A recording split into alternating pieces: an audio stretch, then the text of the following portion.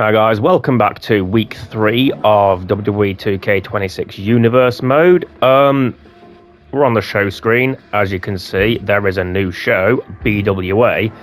I added this because I wanted a British indie. Because we can't use Club UK. I've got a lot of British wrestlers that I wanted to give them a home base to can work from. Because the rosters were bloated. Also, if you look, the rosters are smaller now, because I've trimmed them down. Most of the British wrestlers are in BWA, the British Wrestling Assembly. That was another little custom fed that me and my friend Ben had on SmackDown vs. Raw 2008.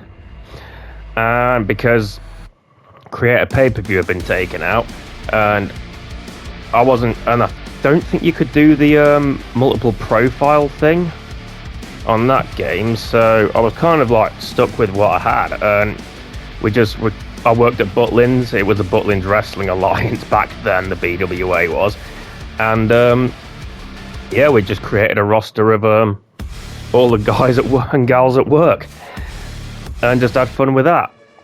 So yeah, this is like, I know I was going to do the ECWA, WCWA first, but I wanted a British indie to just put in there, and I didn't really have a place for BWA in the grand scheme of things regarding this universe, so I figured I'll make that the British indie.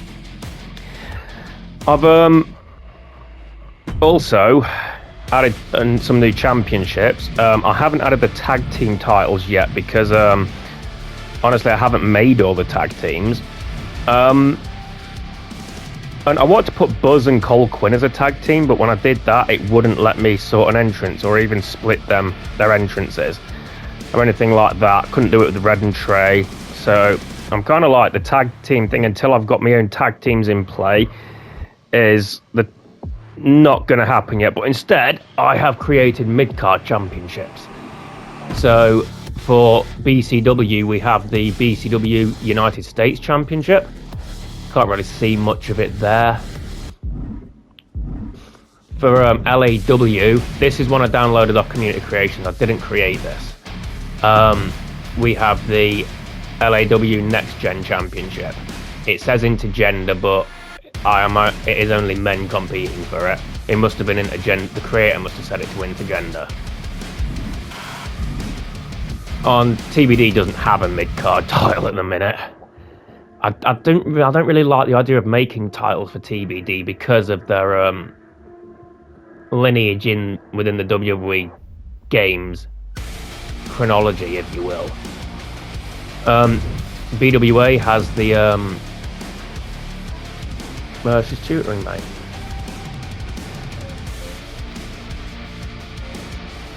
You want tea? I'll do it in a sec. So let me finish off this little bit and I'll do your tea, okay? Dinner if you're American. The BWA has the BWA Heavyweight Championship, the National Championship, and the Women's Championship. Lucha Libre Magica, I have added the LLM Heritage Championship that I quite like the look of. And then on PWJ, Pro Wrestling Japan, we have the Television Championship that again I quite like. So those are the shows, those are the new titles added. There has been a bit of fucking, I mean, look at this. Bradley's singing Shaggy. So yeah, this is the BCW card. We have we got a promo. We got a match, we got a promo, we got another promo, and then we got a championship match between two men who aren't even... Christopher Bennett's like the third ranked contender. Chase is in the fucking US title division. D'Lo fucking Richardson is the champion. Where's he? This is the pause universe function is broken because it doesn't work. Before I whittled down the rosters and limited some people's involvement, there was 100 people on each roster, don't forget. And before I did that, BCW was only giving me 3 matches. with 100 people. And it's just, I'm hoping this is it course corrects itself. I'm not. I know I said I wouldn't, but I am not having that be a championship match. What's the base match? Oh, so apparently I'm booked for the show. It's supposed to be a Falls Count Anywhere. What's the rivalry action?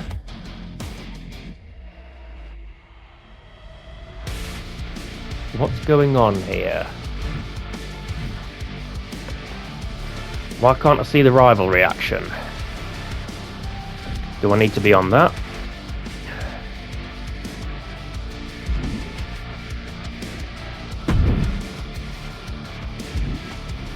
It doesn't look like there is a rivalry action in there. It just says rivalry match.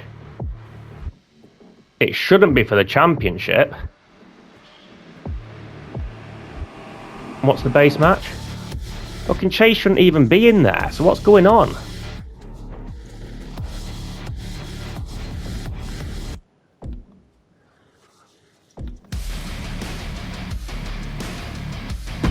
Right, Falls Count Anywhere Fatal 4-Way, was it?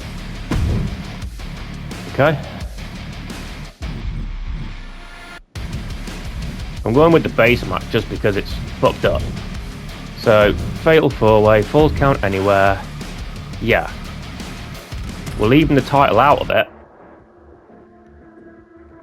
Why is it saying that?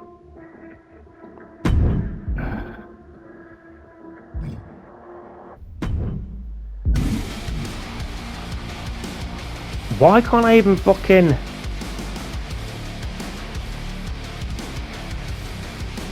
This is stupid. What's going on here? Right, do you know what? I'm going to delete that match.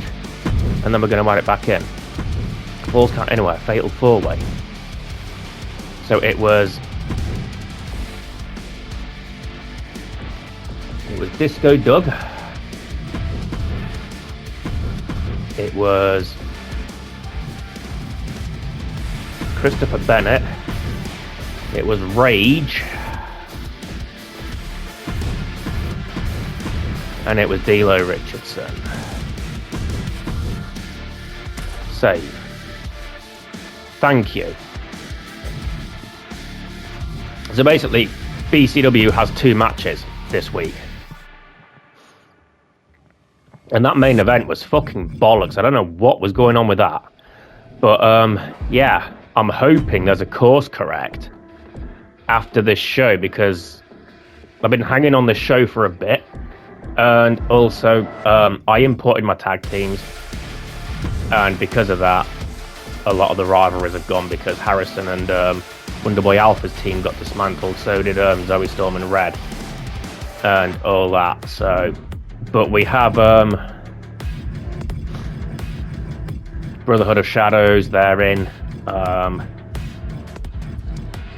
Empire of Pain doesn't count because that's a different version of me that hasn't featured yet. Kings of Korea, they're Bradley's wrestlers. I took a load of, he gave me let me use a load of his wrestlers to fill out the Asian side. Shadows of the Rising Sun, again, they're Bradley's wrestlers. Wonder Dreamer there with their manager outfits, entrances and stuff. So we're getting there with the tag teams, we're just not there yet. Also, a new GM, Kento Yamaguchi. He is the father of Yoko Yamaguchi, one of Bradley's characters. He made Kento and sent him over to me via CC. But yeah, this is what we got for BCW. This is very... It reminds me of that fucking episode of TNA Impact or Impact Wrestling, when it was just 5 minutes of wrestling in a 2-hour show or whatever. It was something stupid like that. But we're going to get to it in a minute when I've done Harrison's dinner. So I'm back on Monday. This shit was recorded on Wednesday last week. For some reason the headset audio didn't record. So all we've got here is just the raw footage, without me yapping over the top of it. So Marcus Raymond beat the Dark Horse.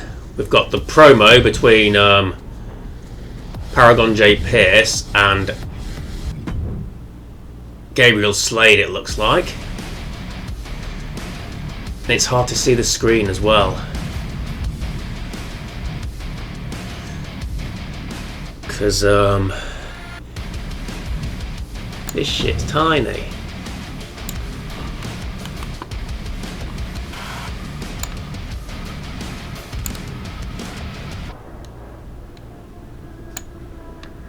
That's not working, so I'm just trying to figure this shit out, because it's just still like the little box on my DaVinci Resolve. The actual viewer the footage doesn't extend, so I'm stuck with a little screen. We've got a promo from Buzz.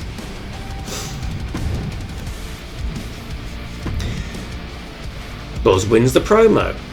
For some reason, yeah, that was a thing.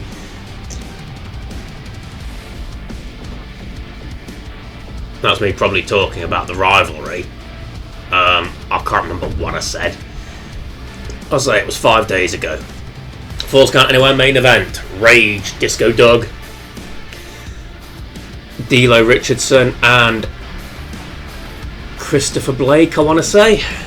See, my head's just all over the place now because of the whole fucking audio not recording. So yeah, bear with me.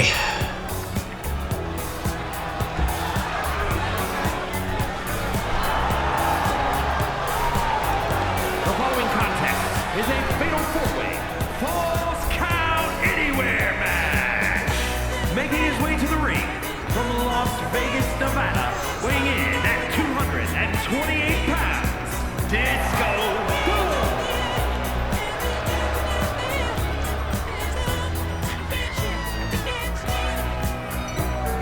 Editing Disco Doug's entrance in the past couple episodes, I really like how the Night Fever song works with his entrance, especially this bit.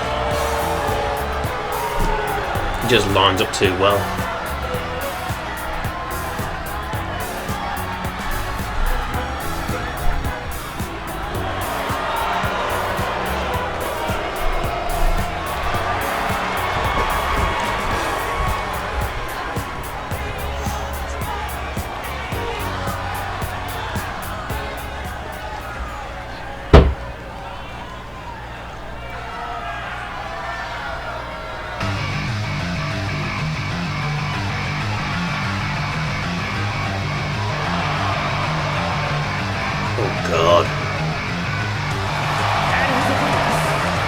Christopher Bennett, sorry. I did say he reminds me of one of the Briscoes, as in Mark and Jay, not Gerald and Jack.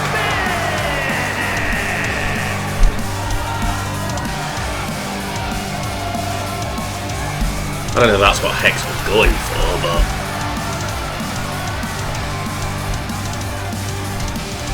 definitely getting a Briscoe vibe.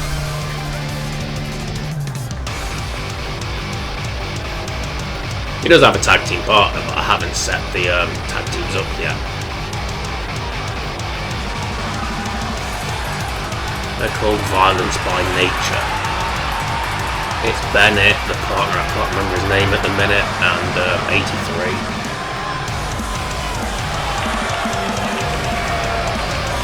See the logo on his bandana there.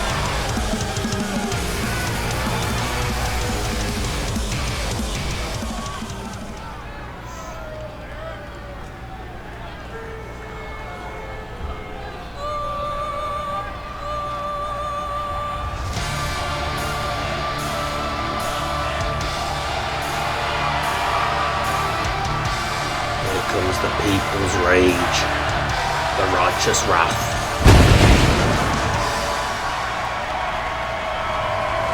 And from the other side of darkness, weighing The in violent, at brutal 278 pounds, force against corruption and greed.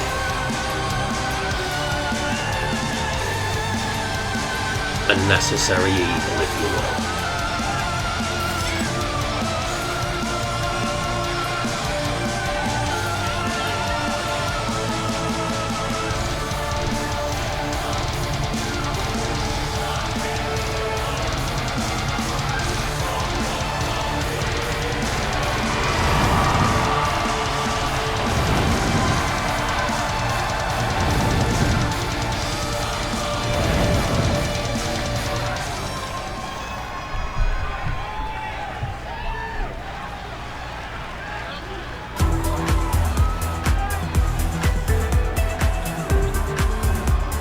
his younger brother, the BCW champion. Here comes D'Lo. Representing the Empire of Pain from England, weighing in at 250 pounds. Riding the scooter. Heavyweight champion, Dale. Not riding the scooter.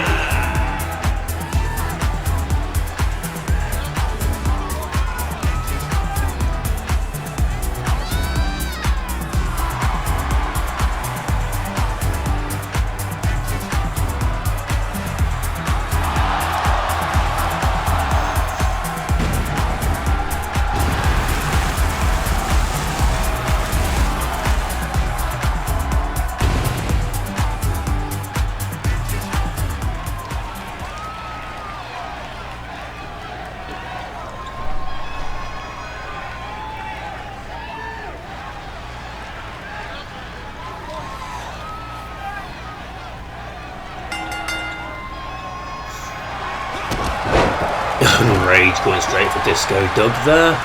I'm not doing in character commentary. Too many fucking bugs that happen in this game. You can do in character commentary and justify being in character. I'm squaring off with Disco Doug, my brother squaring off with Christopher Bennett.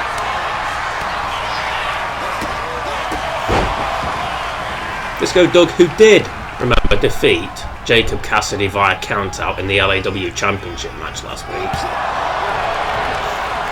Gets his rematch. Well, he gets a second shot at the title because he won it. He'll be facing Bowen Griffin in LAW tomorrow night. In-game tomorrow. Also made this a Falls Count Anywhere elimination match, 4-way dance, because I wanted this match to be longer, so we could have so it wasn't like Impact Wrestling with the 5 minutes in the 2-hour show. I wanted it to be a longer match. And the roles have switched. I am now scrapping my brother, Disco Doug, and Christopher Bennett fighting on the outside. I love my brothers, but one of them's a champion.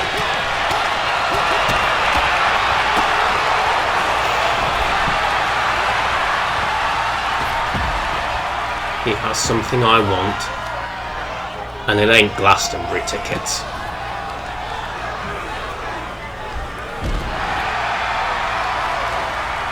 D'Lo going back to Bennett, Disco Doug coming back to me. So you won't get the live reactions from the match. Like, he won't call the same tits if something doesn't go right.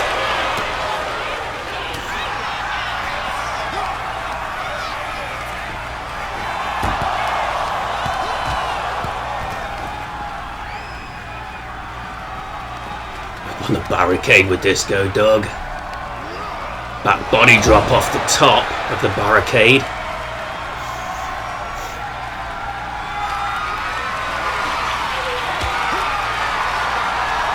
And bringing out my old mate Janice. Well, Abyss's old mate Janice. A new acquaintance for Rage, you could say.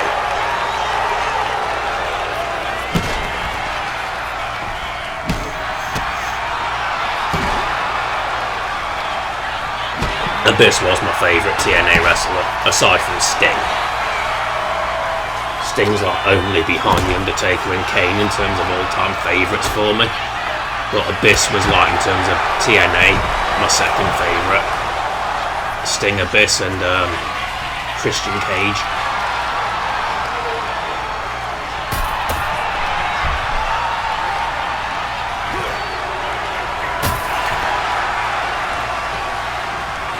Over the head of Disco Doug, signalling for the choke slam. Bennett's there and Doug dodges it. Going for the blood slide though.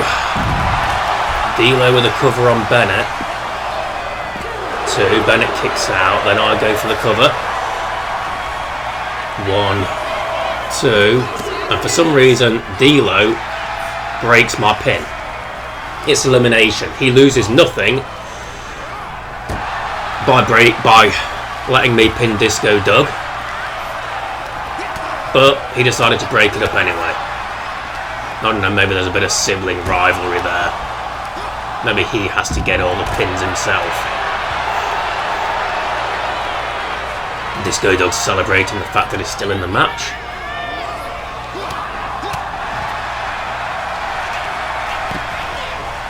And D'Lo with a cover there. Roll through, reversal. 1 count only.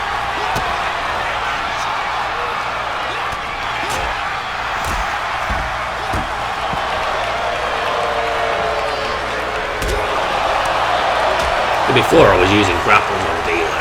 You know, there was that brotherly love and respect kind of thing going in there. But, you know... Oh!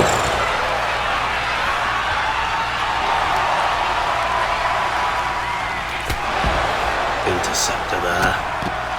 Showing Christopher Bennett's lips.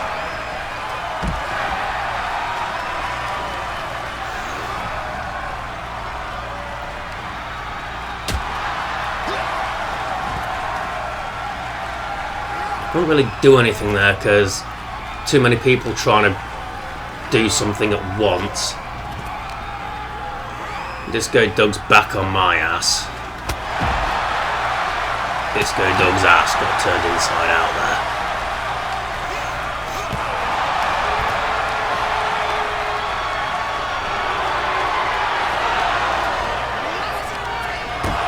Trying to just create a bit of room between myself and the other two. And Disco Dog once again reversing, blocking a chokeslam attempt.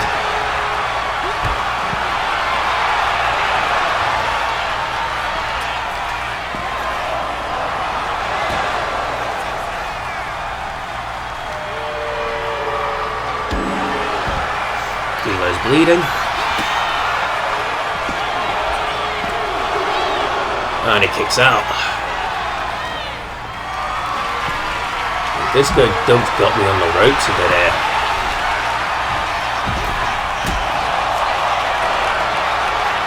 In universe, I enjoyed the whole quote-unquote reversal mania, if you will. 1, 2, 3, Disco Dog's gone. Yeah, in universe, I enjoy the whole reversal thing. It makes matches more competitive. Like C. Hellsguard versus Aiden Bennett. Oh, you know, this match.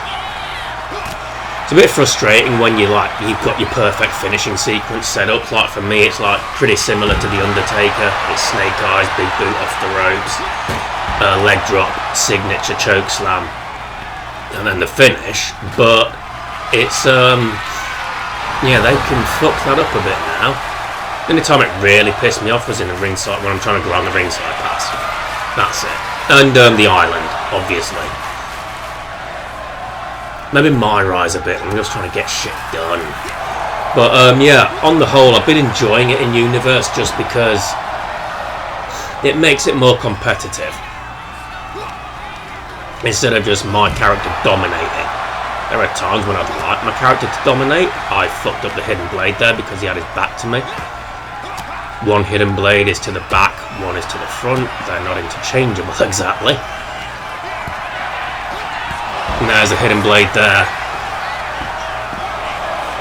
2, 3, Bennett's out. It's down to the 2 brothers.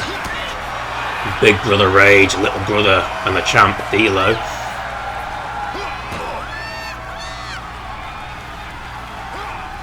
Chokeslam onto the apron.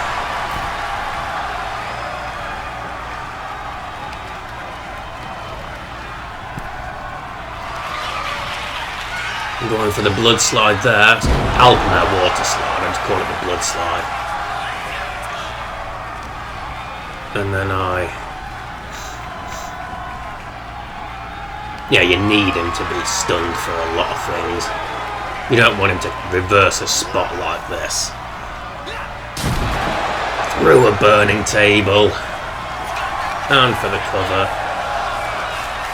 Referee down. 1, 2.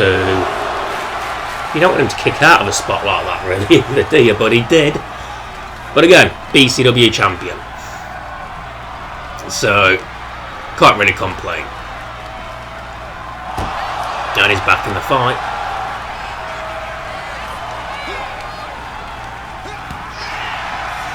Showing the heart of a champion.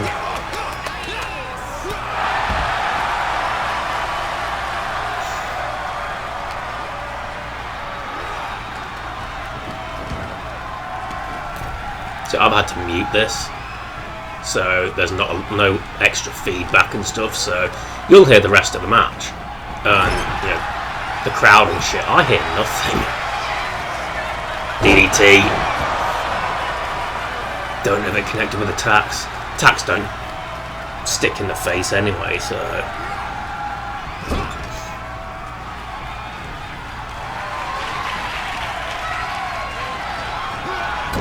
Here we are, Snake Eyes. Big boot. I tried to do the leg drop that way, so I avoided the tacks. But he just went that way anyway. And signaling for the choke slam. Bit of a 360. It's the gorilla press choke slam that Abyss has. I love it. It is fucking brutal. And he's stunned. He ain't doing anything about this blood slide. Down he goes. And the cover. 1, 2, 3. Big Brother pins the champ.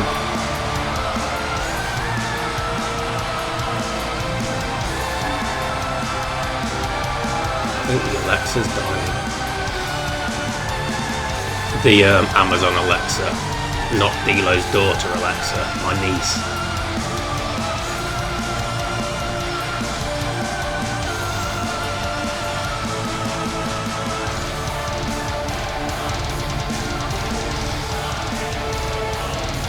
Here is your winner.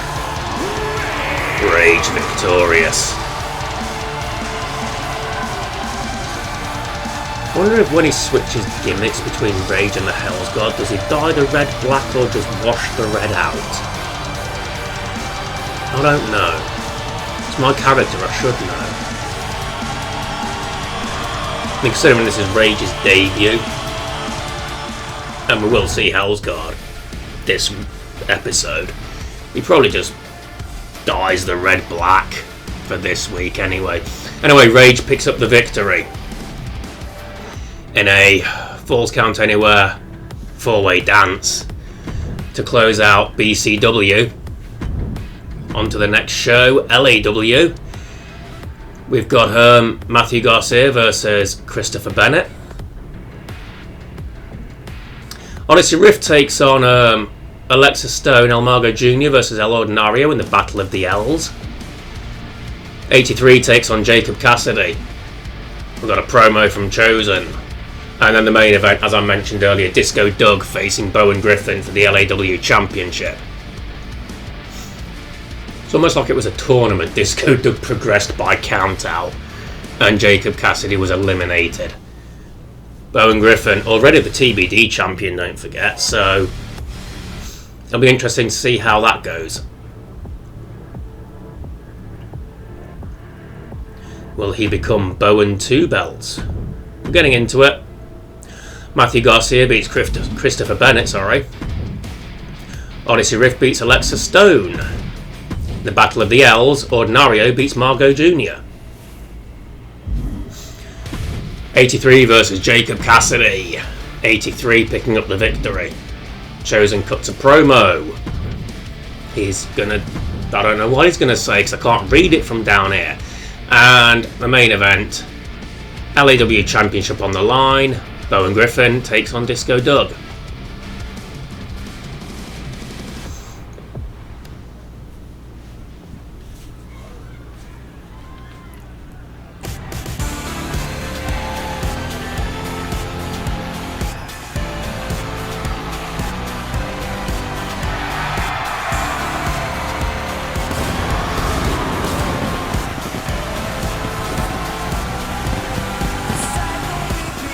The following contest is scheduled for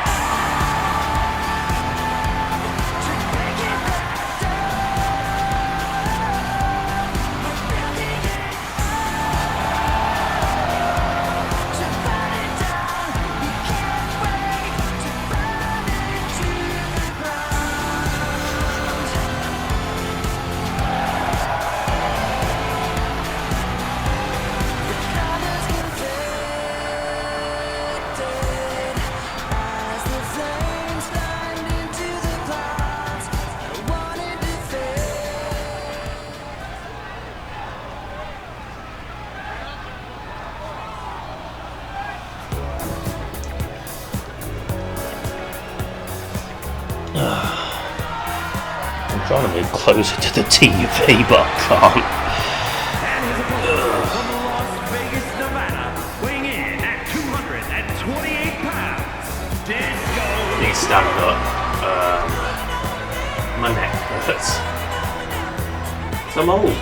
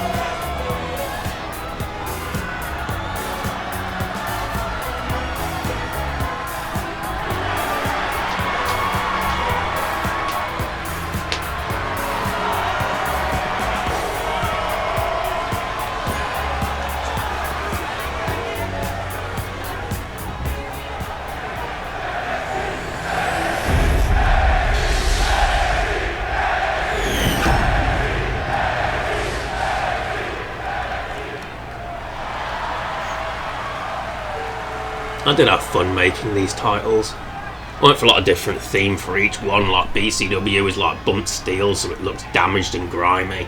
LAW I went to look a bit tacky and blingy in a way because it's like Los Angeles. And then PWJ I went for something a bit more traditional and something a bit more flamboyant for LLM. It's also frustrating because those I get the soft lock, the freeze when I'm exiting out of Creator Championship. Bradley gets it out of Creator Arena and it'll just hang on the loading screen forever. When he exits Creator Arena sometimes, I get it with Creator Championship, but I don't get it with Creator Arena. It's weird. It's probably why that bug still exists, because not enough people can... There's not enough like evidence to identify it, if you will, when it's happening in different parts of the fucking creation suite. I mean, I hope it gets sorted soon. They are saying patch 1.10 is coming soon. It's supposed to be a big one.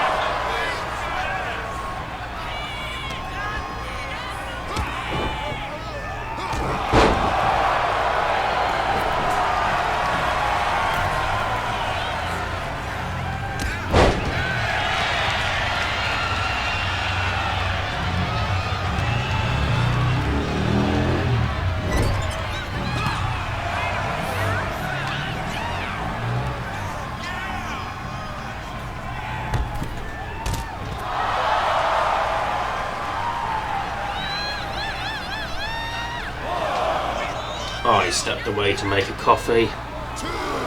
I now have coffee, so I have stepped back.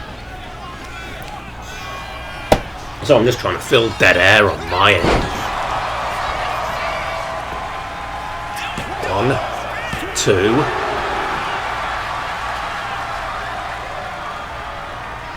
I mean, having past universe matches, recorded a match and then gone for a cigarette break, and then come back and the match has gone. Oh shit! I maybe not have been far off here.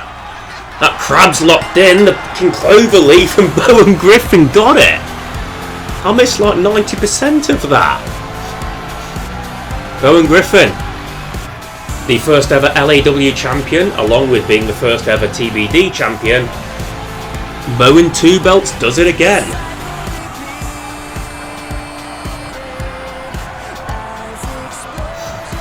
He does have another TBD title defense tomorrow against Antonio Dominguez in a rematch. That's the benefit of like dubbing over this later. I know what's coming, so I can sort of like not spoil but promote upcoming matches. Bowen Griffin, a double champion. Oh, Bowen 2 belts. Here comes Bradley. I said, here comes Bradley. Yeah, you're going to say hello, seeing as none of your voice shit got recorded. Can do. Hello, folks. We got a double champion right here. I can't remember that guy's name. Bowen Griffin. Bowen Griffin, double champ. Who else is a champ? Who is the reigning, defending, undisputed heavyweight champion of Lucha Libre Magica? Me. Yep. Yeah, I'm gonna be honest. I'm not in Mexico right now. I'm in England. I will need to fly back there soon. When is LLM? Thursday. Friday. I've got like another day where I could just chill at home and sleep for a little bit before I have to fly to Mexico. I'll see you in Mexico. See ya. I just came down to get something to eat. Okay.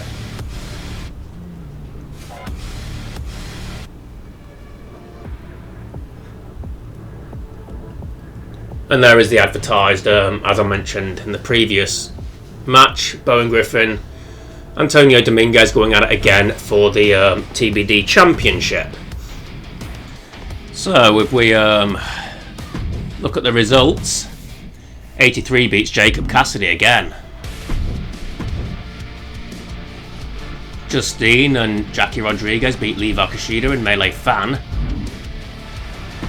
Cole Quinn versus Odyssey Rift. Odyssey Rift picking up the win over Cole Quinn.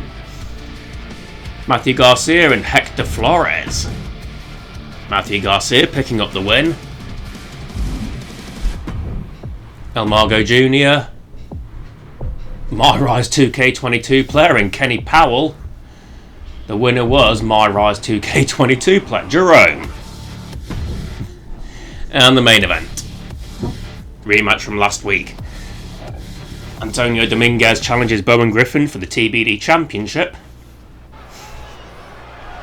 Extreme Rules once again. An Extreme Rules match, and is for the TBD Championship.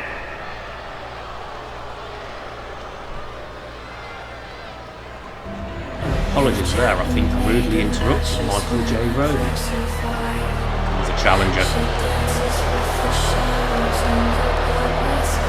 Member of the Disciples of Apocalypse. The smallest member of the Disciples of Apocalypse.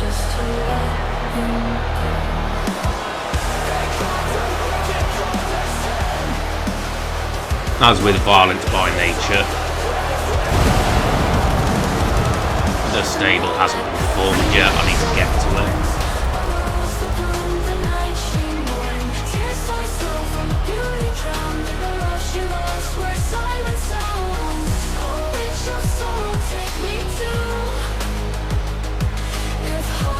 Just realised I left the show music running.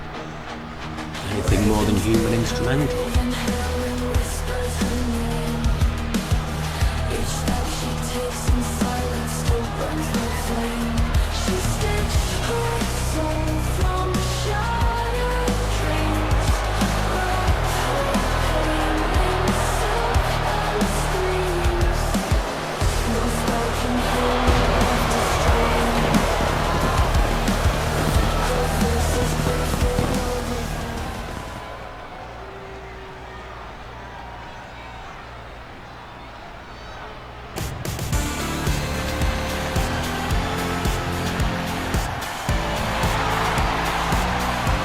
comes Bowen 2 belts.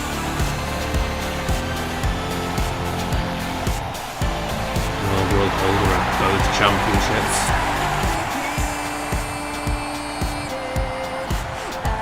Won the LAW championship last night. And yet there's that fucking wanky strap animation there. I don't know why it does that.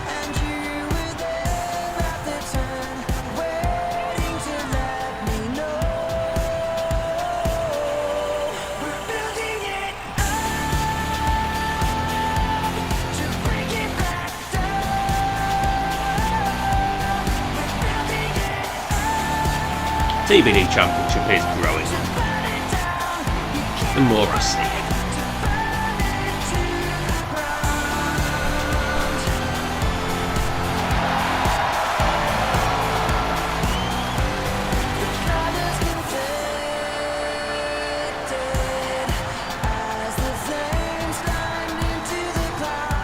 That's what this match is for.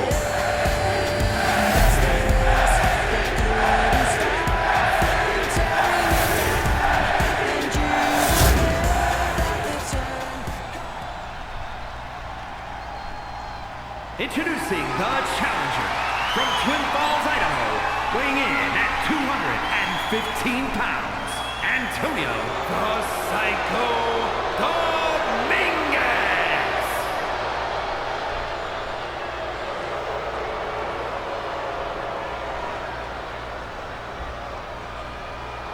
And his opponent from Beverly Hills, California, weighing in at 260 pounds.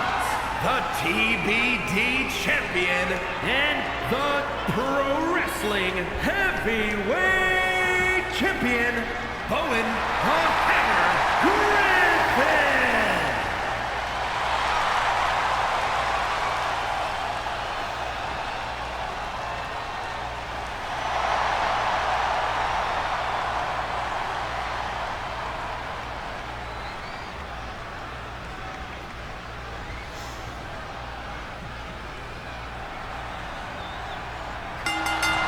And we're off.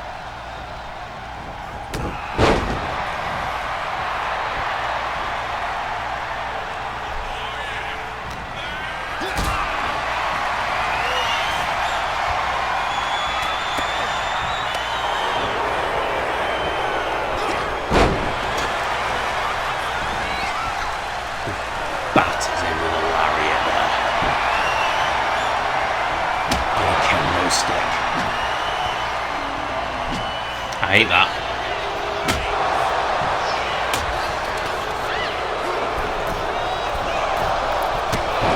If they roll out of the way, you can't hit them again. I mean, Bowen Griffin could, but I never can. Just like how I can beat champions and they get title shot, I'm gonna stop. I'm joking, I'm fine.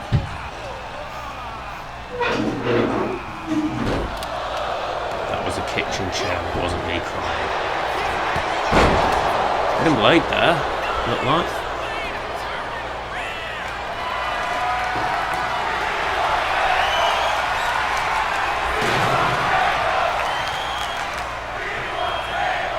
Here's where we start to have trouble with Antonio Dominguez.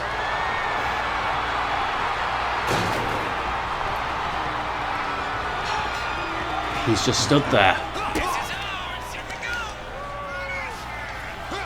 And unfortunately that wasn't an isolated incident. throughout this match, and recording it, I was getting frustrated. It reminded me of when I did commentary for Ben's UWA Fed, and that was the inspiration for the BWA logo. I was doing commentary for the UWA Fed, and it's same with the matches, and he had this wrestler called Lunatic, and Lunatic got the advantage in a match and just stood there. I remember saying something on commentary, it was just like live reactions, like, don't just stand there, man, do something. And as you can see, you know, there's flashbacks to that. Antonio Rodriguez showing shades of Lunatic.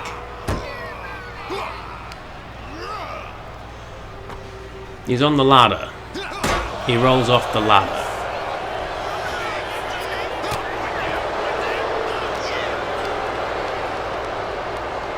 I don't know what the problem is. He fights, and then he'll struggle to get under a ladder, then I'll go under the ladder and do nothing. He only reacts. He doesn't take the initiative. It's really messed up, and it really ruins the match. That was a bit glitchy there as well.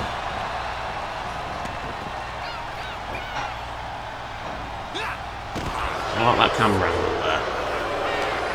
So he reacts.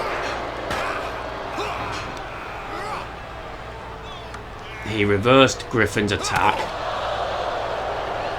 and then that's it. Now he's back in control. He's just standing there. He's not initiating.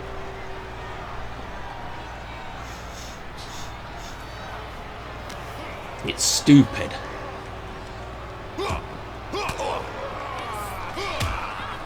Reverses, and then that's all he does.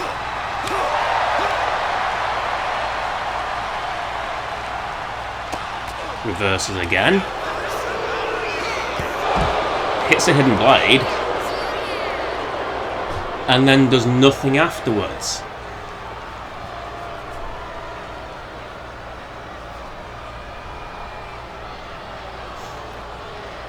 And he just lets Griffin get up. It's almost like Griffin's scripted to win the bloody match. And Dominguez is scripted to lose, so he's not doing anything. I don't know what's going on. It's not a good look. I mean, Bo and Griffin here having to fucking make chicken salad out of chicken shit.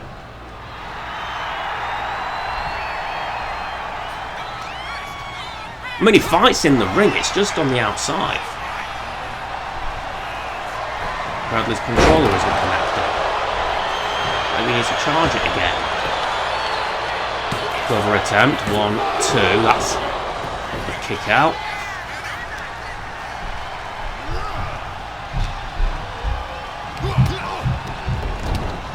Schoolboy, Enziguri.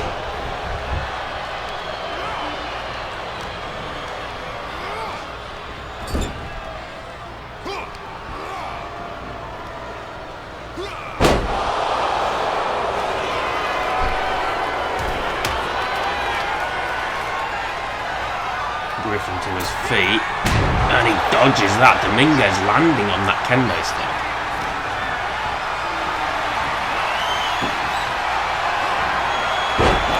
Slam there.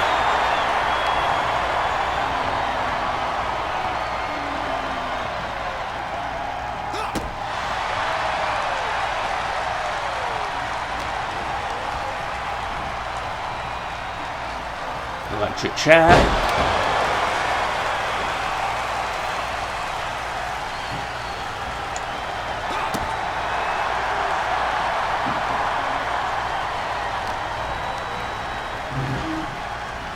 Behind.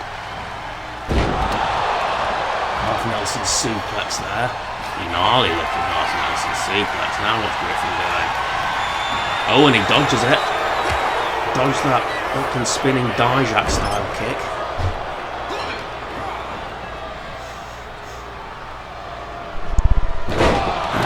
he reversed again onto that kendo stick. I know it's only a bit of wood, but you know, it still didn't hurt. Cover. One. I wouldn't have been mad if that was the end of the match. And this is a shoulder tackle. And then there's going behind. Don't know why I said behind that way. I think I was going to say going around back, but I kind of mix my words up there. Rebound power slam.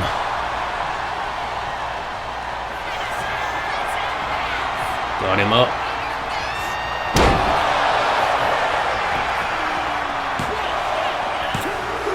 Three. Bowen Griffin retains the TBD Championship. I think this is one of those rare instances where the in-game star rating is exaggerated the other way. Sometimes you can have a great match and the star rating just makes it 2 stars. Whereas in this instance it's 3.5, 4, and I don't think it's worth that. And you know, not blaming the talent, because they're not real, but not blaming him. There was a bug somewhere that caused some sort of bollocks up, and the match suffered because of it. Dinner's ready, so... Bowen 2 belts remains Bowen 2 belts.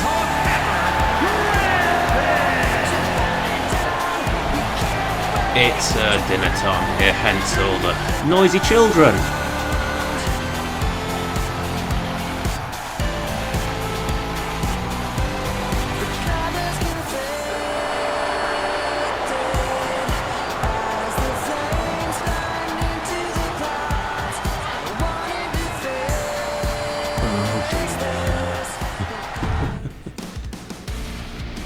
I've just eaten and I think I'm about to slip into a food coma.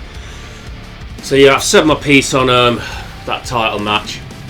It wasn't good.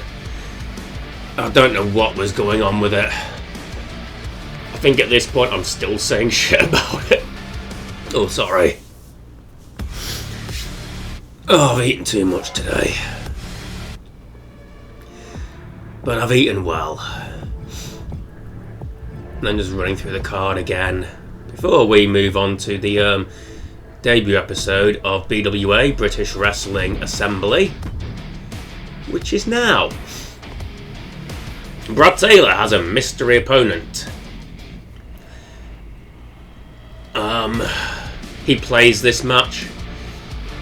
I think at this point, like me and Bradley was down here with me. Like I said earlier, a load of his shit was cut because the audio didn't record, so his promo will be silent.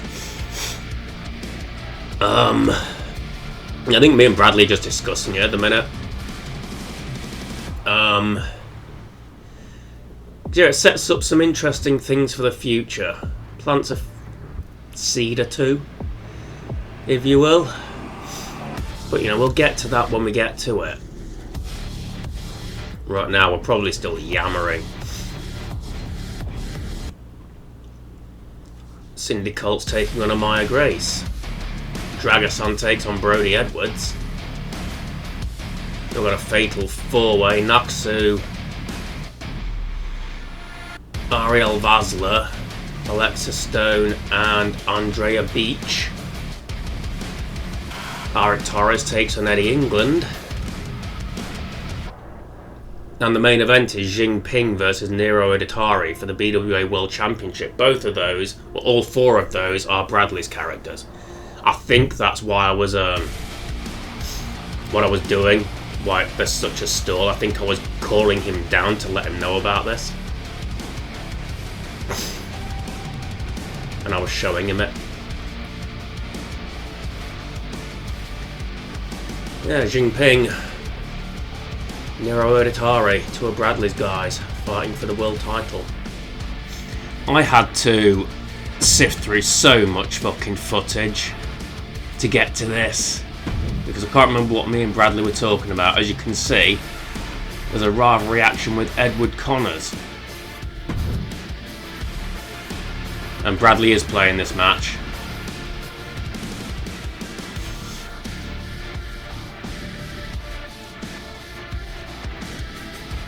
There was just so much fucking stuff to go through because, you know, me and Bradley must have been talking about it for ages. And yeah, we finally got to the fucking match card. The Lucha Libre Magica champion opening up first episode of BWA.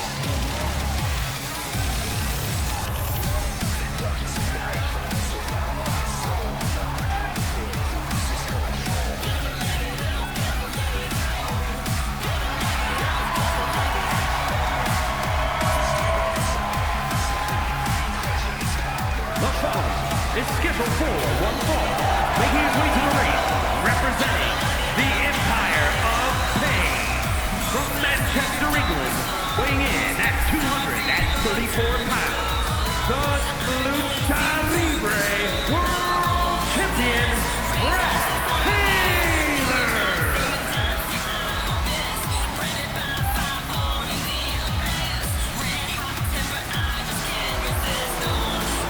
Smack that belt.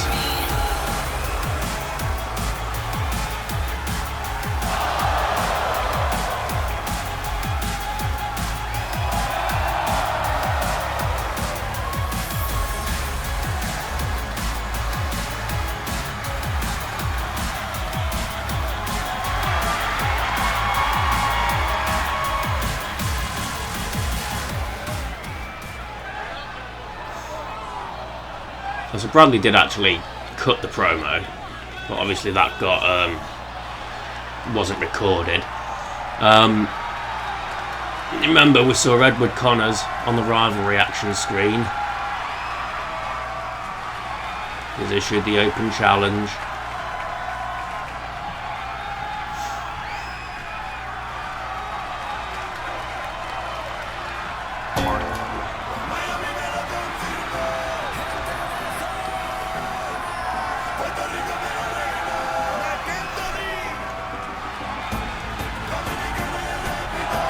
It isn't Edward Connors. It's Carlos Drago. And his opponent from Bogota, Colombia, weighing in at 242 pounds, Carlos Drago.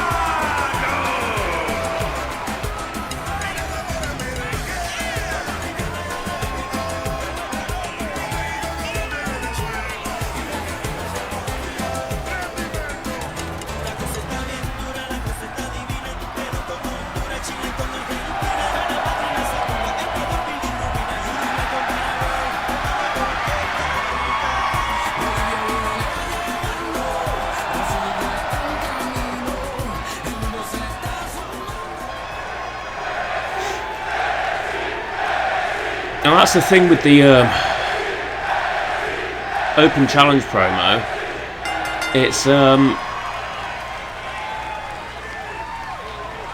had this when I did my alternate universe mode, and I was in a rivalry with Lexis King, I think, and I did the open challenge, but I think it was Ethan Page that came out to answer the open challenge. I think they come out on behalf of your rival. So Drago's out here on behalf of Edward Connors and the Brotherhood of Shadows. But Drago's a babyface and the Brotherhood of Shadows are heel. So I don't know, it seems a bit weird.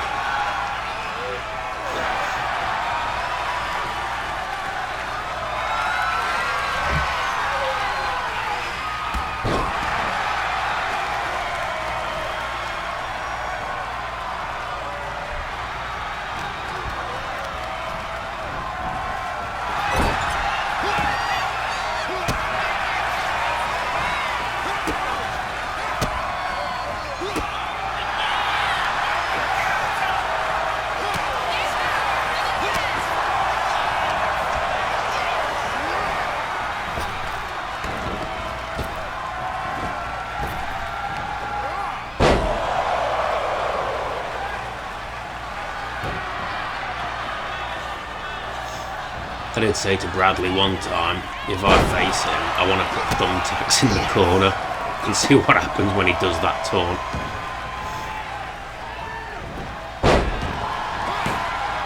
Oh, Drago firing up.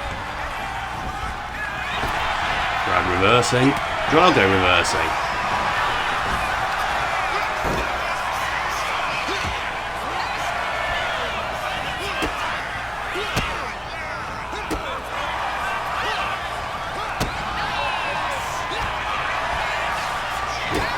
Oh, beautiful.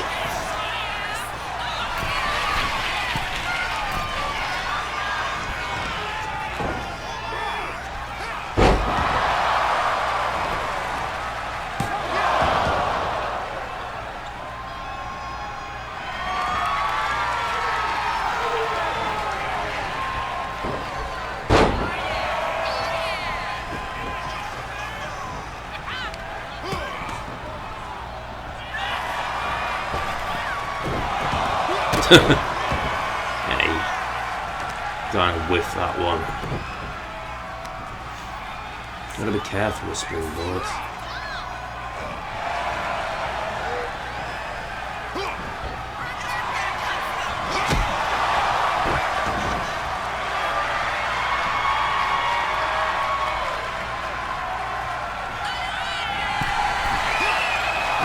Damn, I missed that one as well.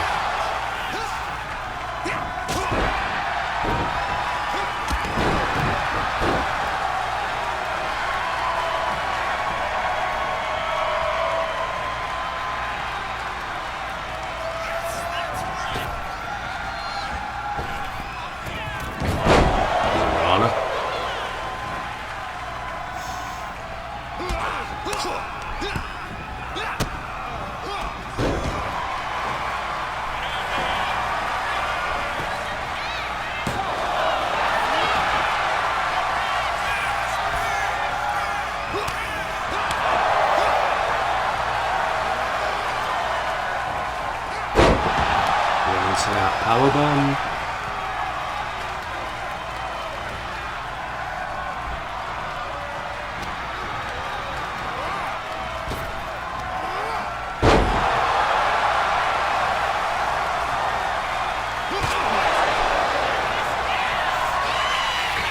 I don't think he meant to do that, but that was a nice little sequence there. Goes on from hell.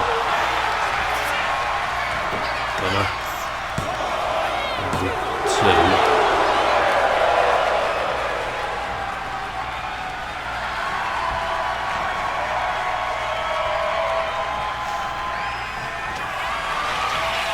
I think Bradley was trying to do springboards and it just wasn't working. Like the corner springboards, drive out to the outside.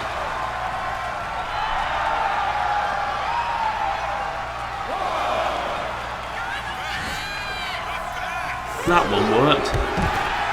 Beautiful.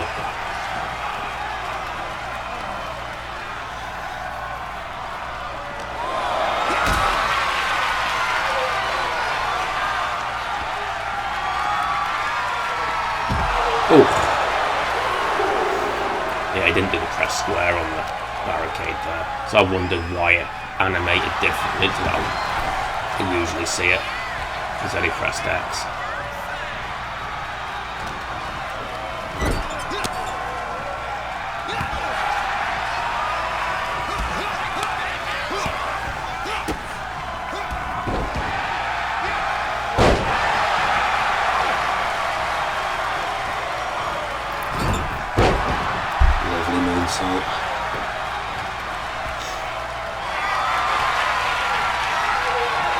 Devil trigger.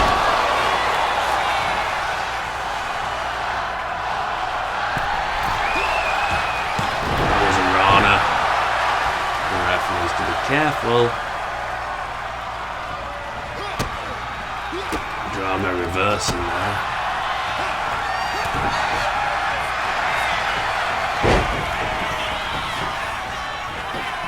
Nice pinning sequence there from Drama.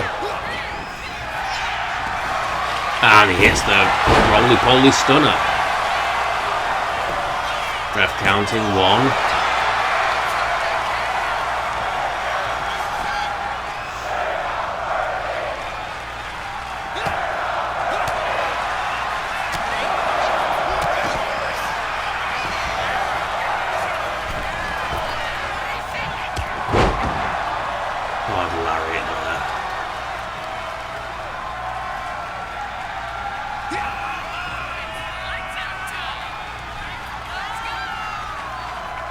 Andre attempt reversed into an Alabama slam.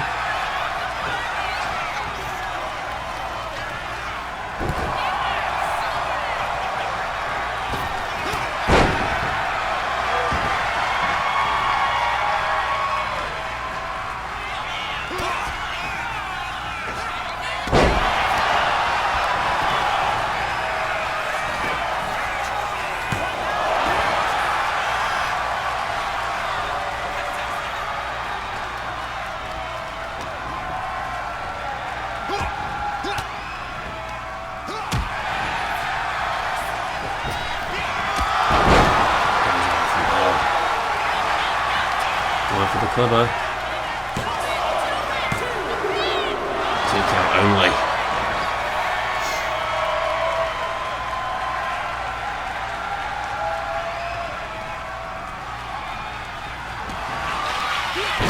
And that was a beautiful sequence there.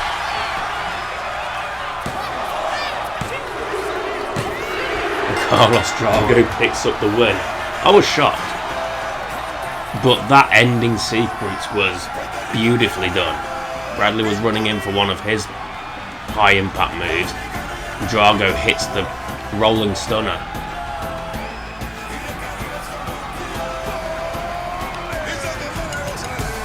There's that flip kill switch. Clothesline from hell. And here we are. Bradley approaching him. Drago hits the fucking roll and then hits the stunner.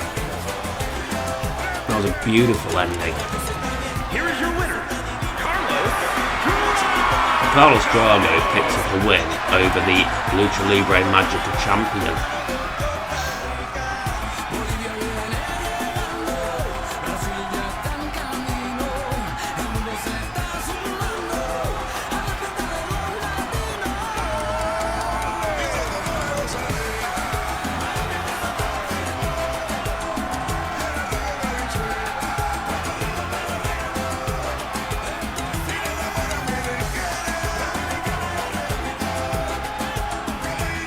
The question is, why did Carlos Drago enter the open challenge when the rivalry is with Edward Conner? I've still not figured that out. I've said it happened with me with Lexus King and Ethan Page in 25. It's a strange one. Cindy Colt versus Amaya Grace. Victory for Cindy Colt. Brody Edwards and Dragason both making their debuts.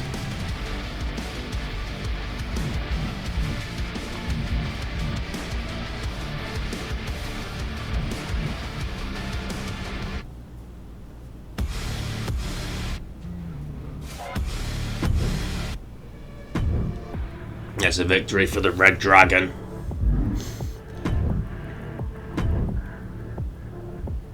Ariel Vazla beats Naksu, Andrea Beach and Alexa Stone in a fatal 4-way. Former BCW Women's Champion, don't forget. The most English of Eddies, Eddie England, takes on Eric Torres and loses. And the main event, BWA World Heavyweight Championship on the line. Jinping taking on Nero Odatari.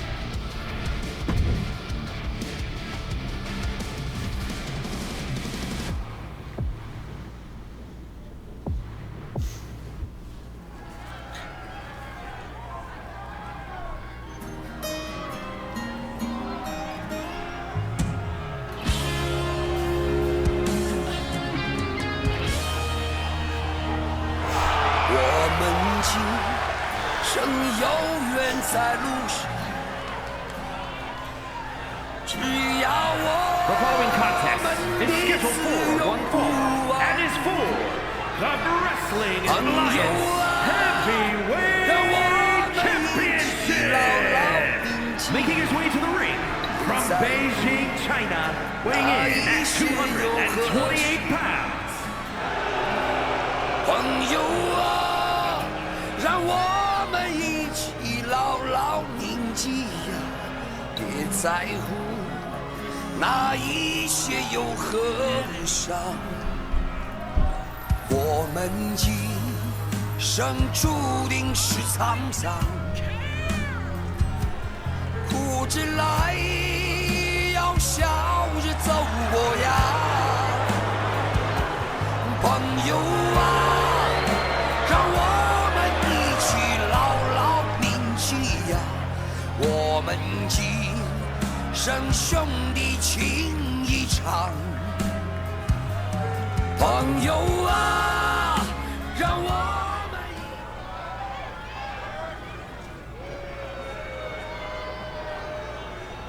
伝説の黒髪を華麗に乱し振るい咲くこの花は儚く消える And his opponent from Tokyo, Japan, weighing in at 251 pounds.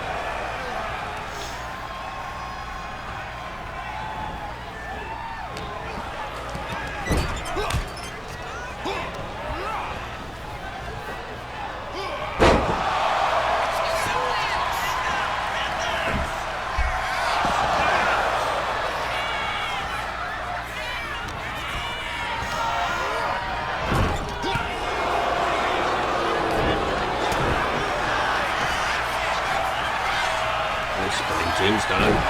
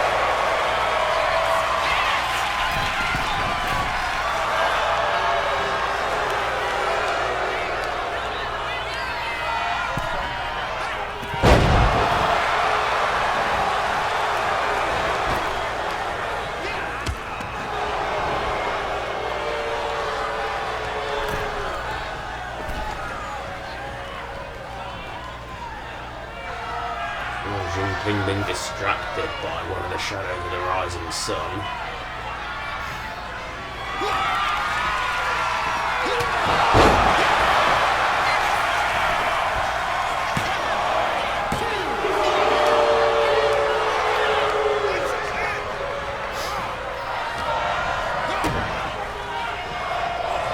It was Osaka Watanabe.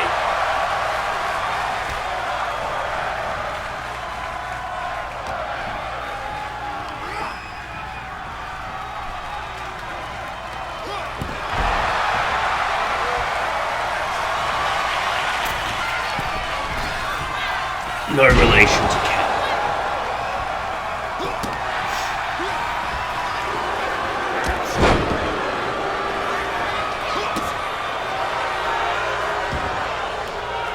Oh, now Yoko Yamaguchi distracting Jinping.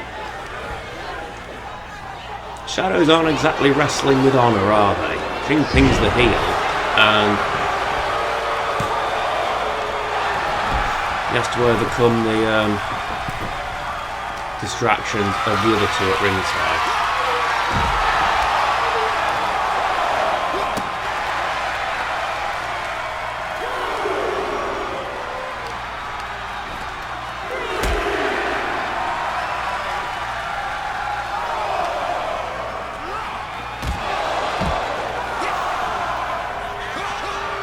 Oh,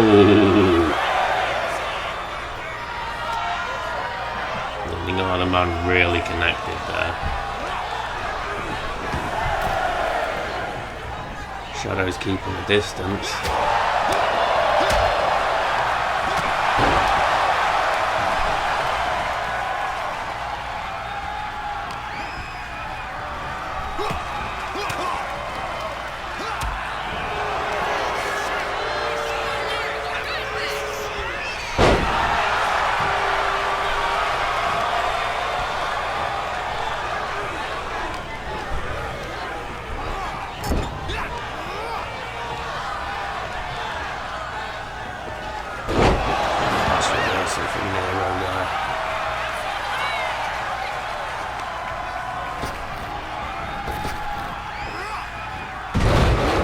Just throw him in the air.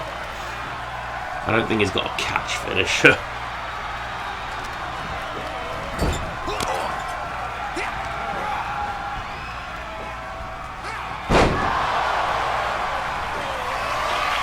Up top.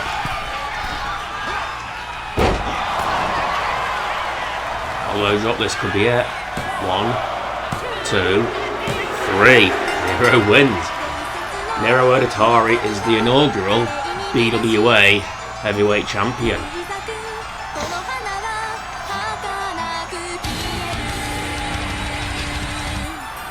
the shadows of the rising sun on the outside were a small factor, but a couple of distractions. Jinping did well though. He had his chances to win. There we see Saka Watanabe running distraction. We've got Rainmaker Lariat that almost put Jinping away.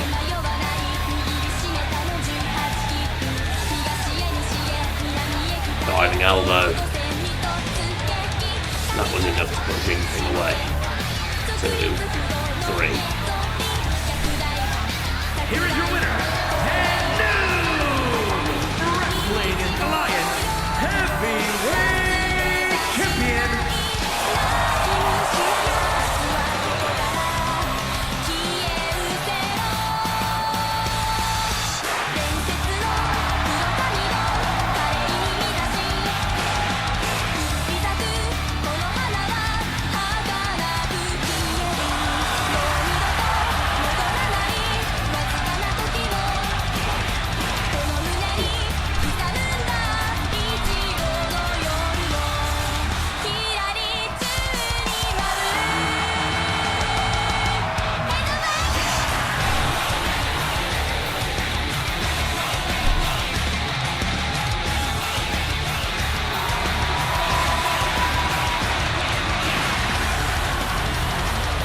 Okay.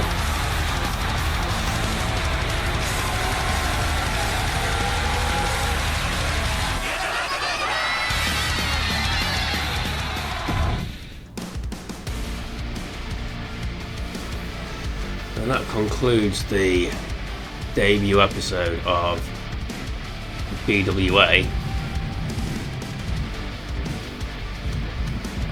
Carlos Drago with a shocking win over the Lucha Libre Magica champion. Nero Editari becoming the inaugural BWA champion. And we're on to, speaking of Lucha Libre Magica, and this is something I will talk about in a minute.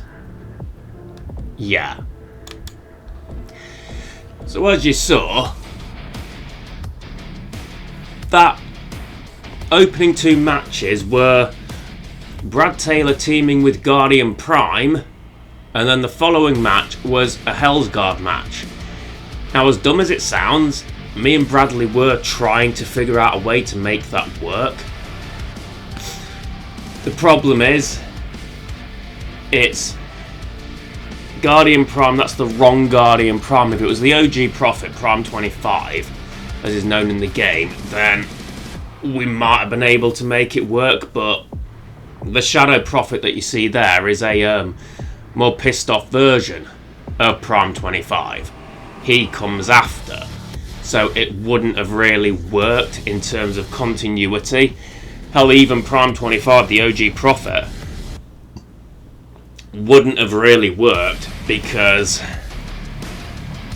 going from Happy Guardian Prime to the Hell's Guard wouldn't have really worked. So we ultimately ended up deciding, what I did was I disbanded the Empire of Pain, both versions, the version with me and my kids and the version with me and my brothers and my dad. And then it was like, I'll disband the Empire of Pain because Bradley is part of the Empire of Pain. That's why it's put us together. It picked one of Bradley's allies, and it could have picked Amelia or Harrison, but it picked me. Disbanded the Empire of Pain, and it changed. The match card changed, but we still went for a variation of it, as you'll see.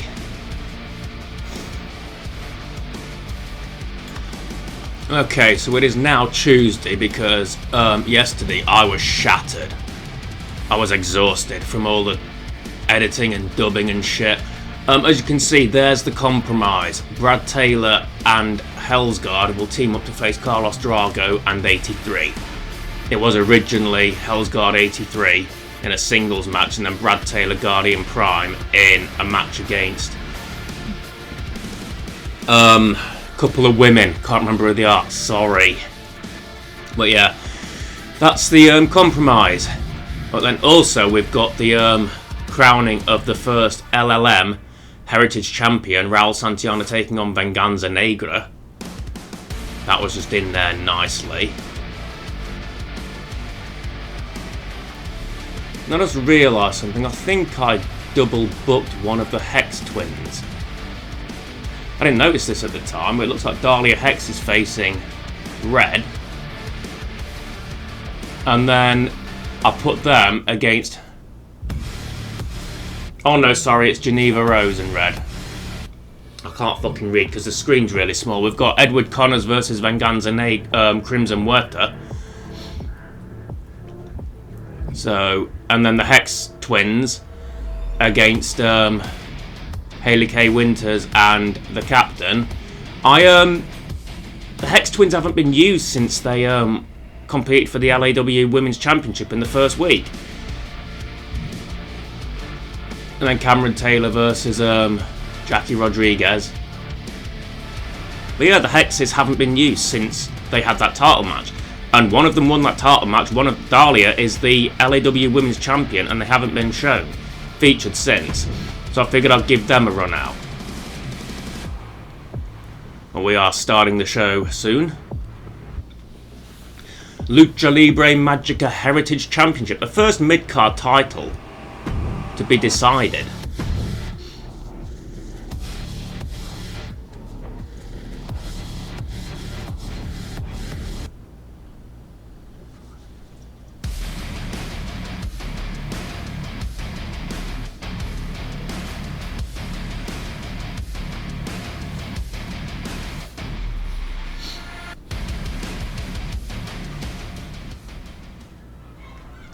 And here we go. The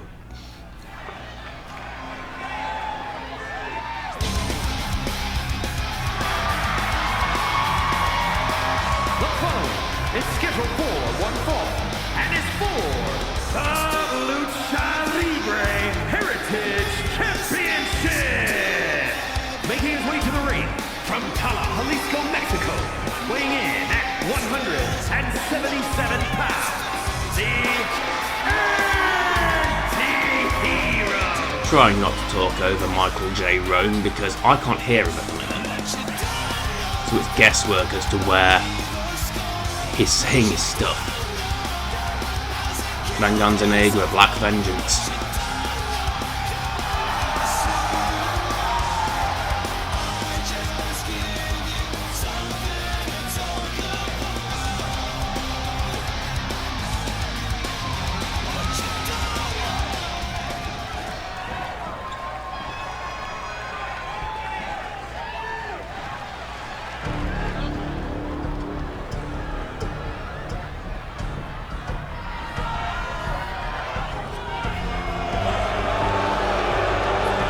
And his opponent, accompanied by Edward Connor, representing the Brotherhood from Guadalajara, Jalisco, Mexico, weighing in at 221 pounds, Santana.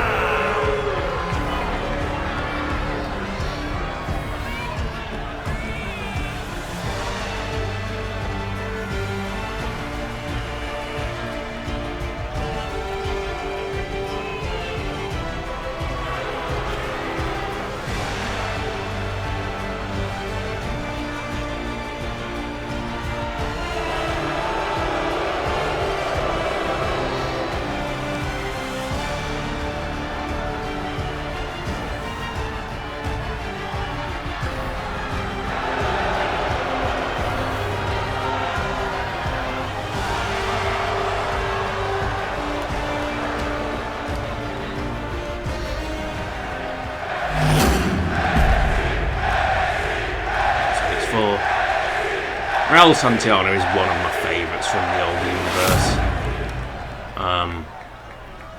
I was a big fan of his, the whole pirate thing. Now as an assassin. Well,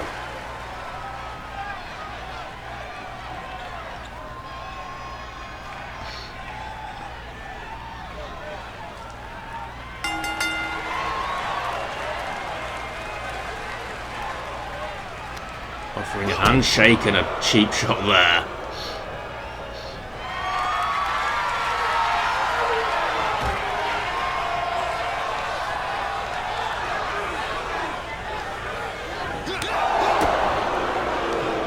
Torres has gone backstage. He's not one of the managers for this. Just came up with the entrance. Nice roll-up attempt from Venganza Negra there. Hooking the legs with his legs.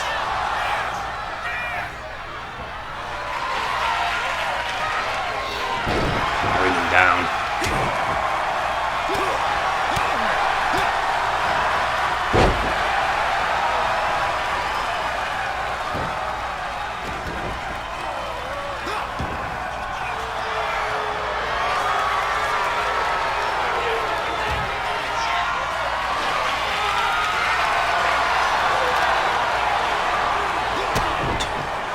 Another cheap shot there from Santiana. And I think Edward Connors threw in a kendo stick. Roll up, reversal, reversal. And kick out. Super kick. Referee finally getting rid of it. No, yep, she's getting rid of that kendo stick. Santiana off the ropes. Leg drop.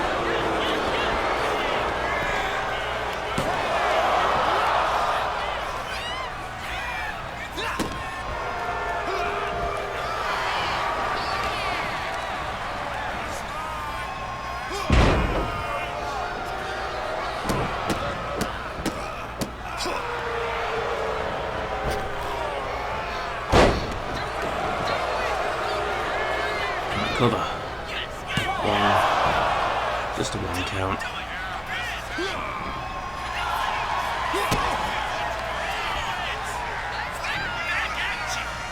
Oh. Negra managing to roll through that powerbomb attempt into a cover and then a reversal from Santiana. 2 count.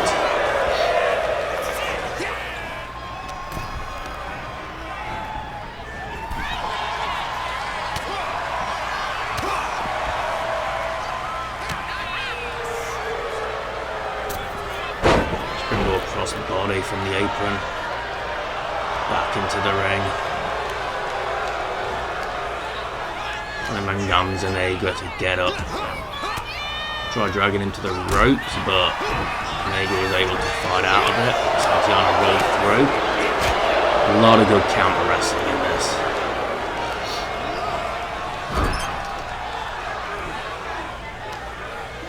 So I like reversal mania when I'm not constantly getting reversed.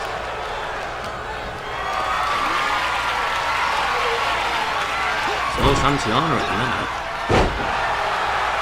Connor's watching on from the outside.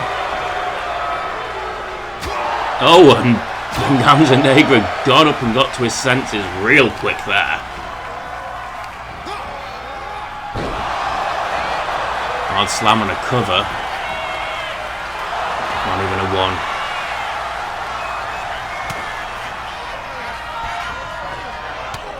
Headlock punch.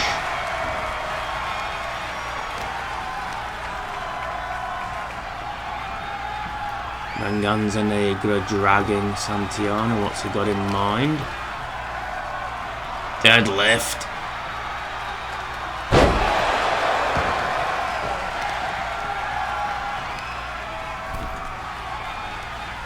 Now Connors is on the apron. I think he's going for the turnbuckle. And now he's running distraction. The ref's also distracted. So, you know, double whammy there from Edward Connors. He's almost looking filled up as Naughty Boy Nita. Santiana calling for Negra to get up again. Very close to the ropes. Somehow connects. 1 count only.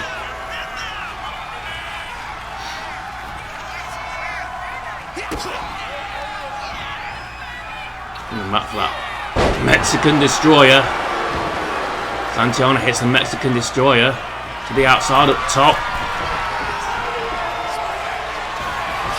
Leap of Faith. Santiana hits the Leap of Faith after the Mexican Destroyer. 2-3. Santiana is the first LLM Heritage Champion.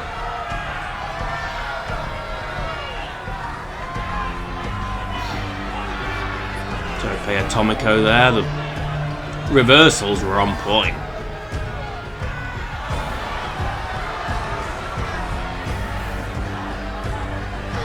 obviously the Mexican Destroyer setup. Connects. And then the Leap of Faith to finish it off. Cover, hook the leg, 1, 2, 3. Here is your winner, and new Lucha Libre Heritage Champion, Santiana, the inaugural Lucha Libre Magica Heritage Champion.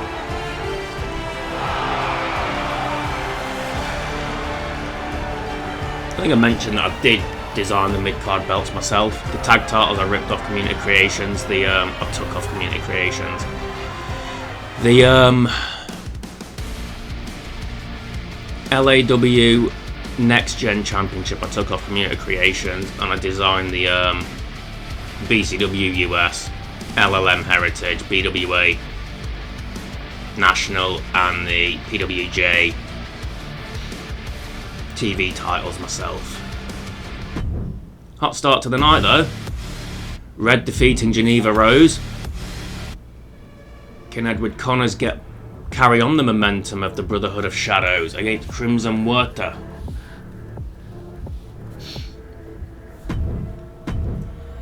No, Crimson Huerta picks up the victory. Hex Twins against Kaylee Ray Winters and the captain, and the Hex Twins get the victory. Probably some twin magic bollocks going on. Hayley K. Winters, sorry. Jackie Rodriguez, Cameron Taylor. Cameron Taylor picks up the win. And speaking of Taylors, we got 2 more. Brad Taylor teams with his father, Hellsguard Taylor. Take on 83, and the man who beat Brad Taylor in the first BWA match, Carlos Drago. So this is going to be an interesting one. There's Bradley choosing his man, there's me choosing my man.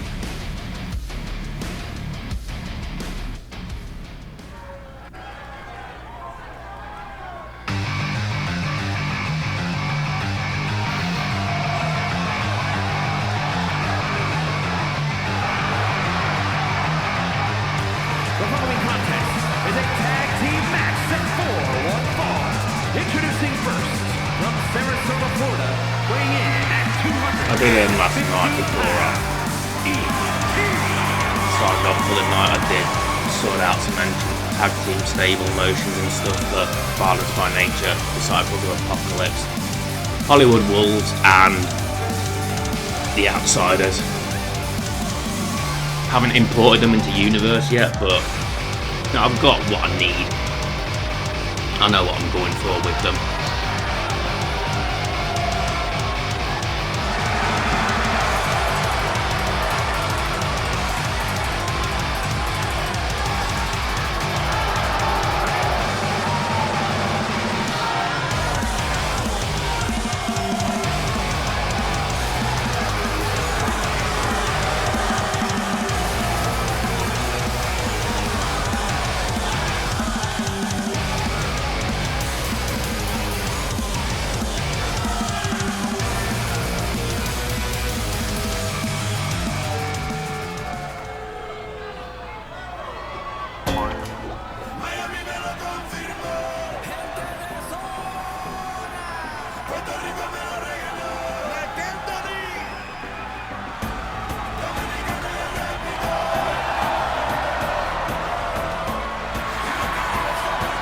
And his partner from Bogota, Colombia, weighing in at 242 pounds.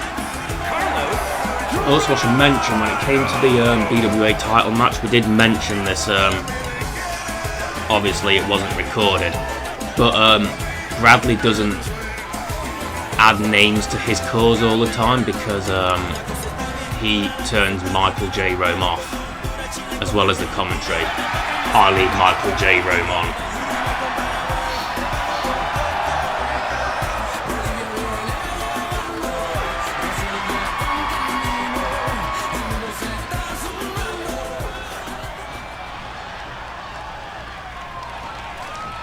And we did set it up so Bradley would come out second because he's champion, but it didn't really work here for some reason.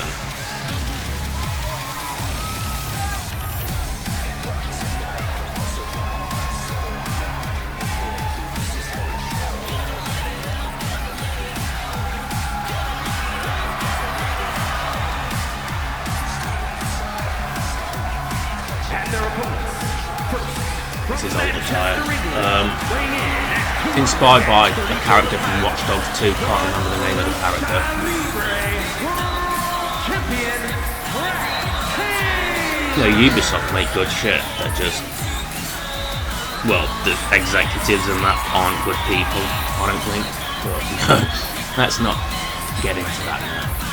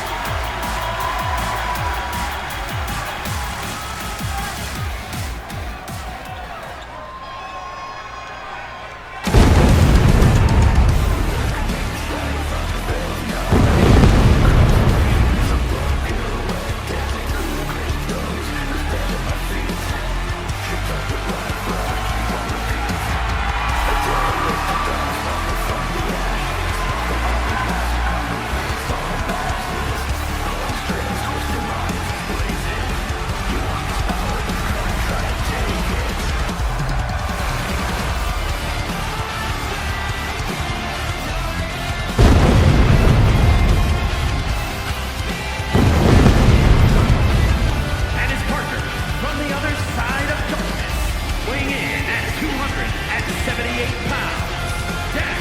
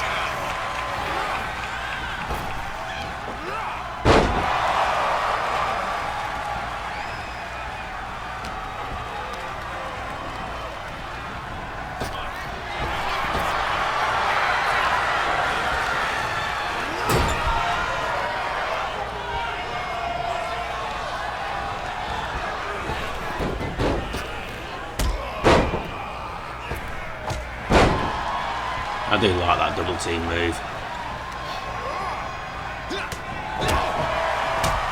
Fits the Hell's Guard just staring him down.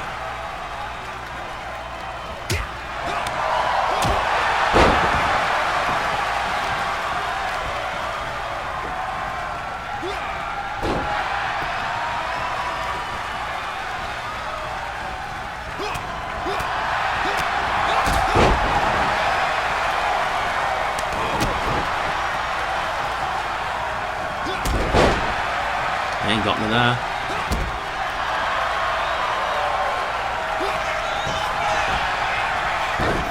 And both went for something, neither connected.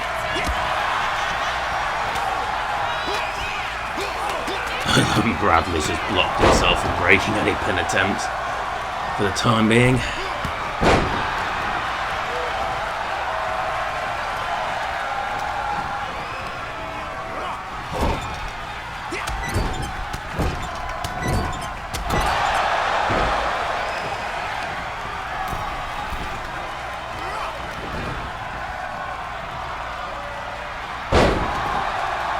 Lead facebuster. Drago tagging in 83.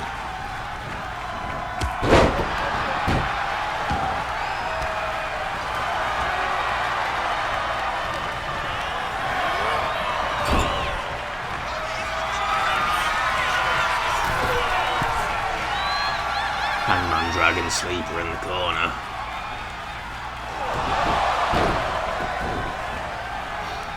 Bradley just going for a wander.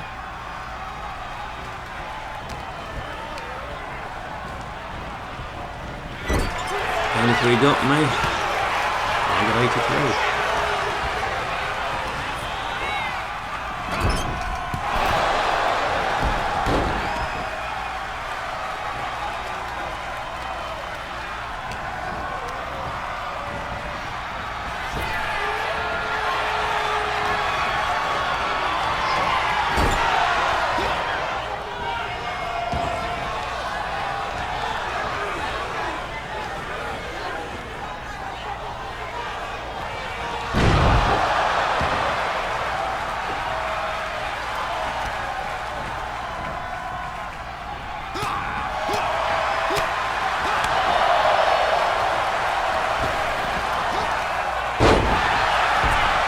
Destroyer from Bradley there.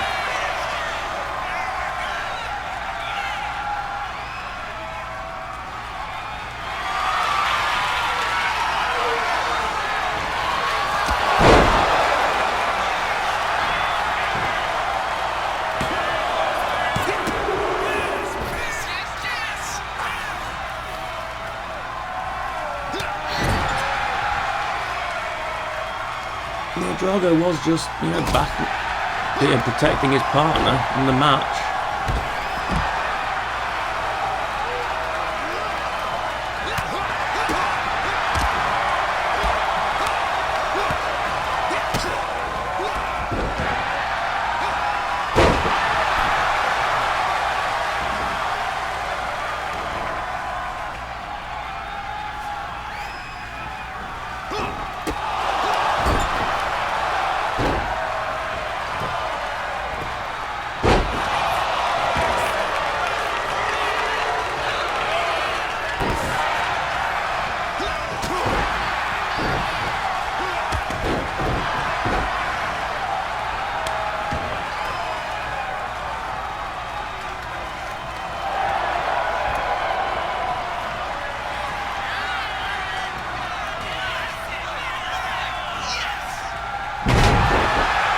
Choke slam.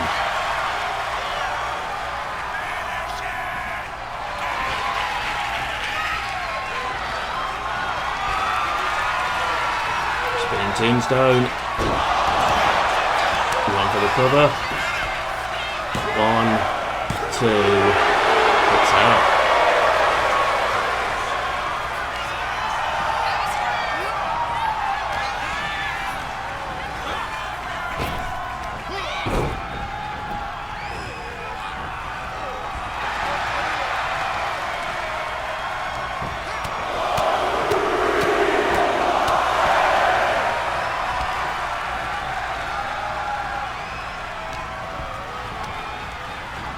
I think at this point I'm trying to get him to tag in Drago so Bradley can face him.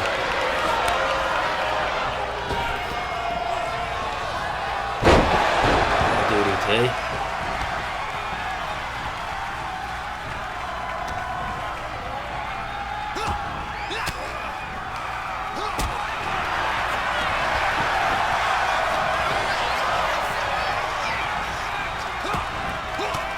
forgetting that. I was trying to drag him to Bradley so we could do the alternate double team moves.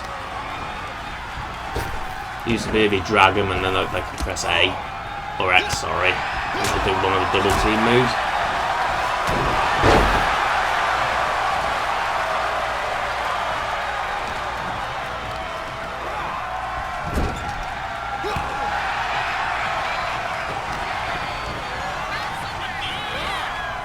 In the end, I just gave up an Irish whip thing, but it still didn't work.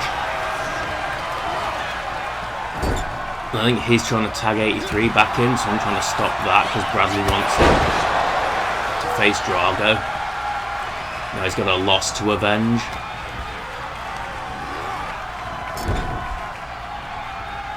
And we'll finally get the tag.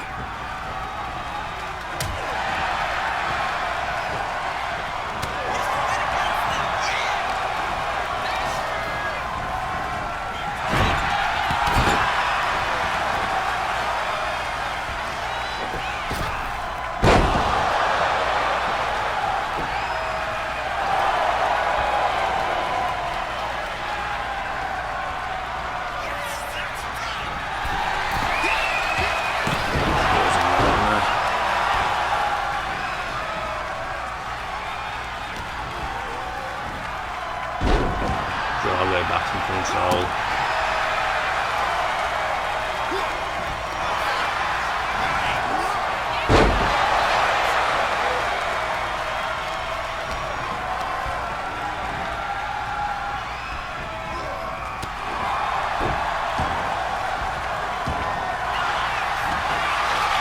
And once again he hits that rolling stunner.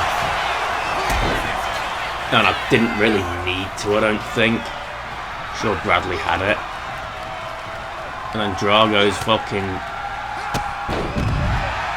did what Bradley did to him. Which I guess turn around fair play.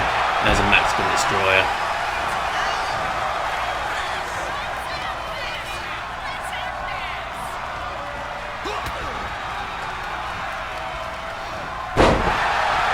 And slingshot DDT there.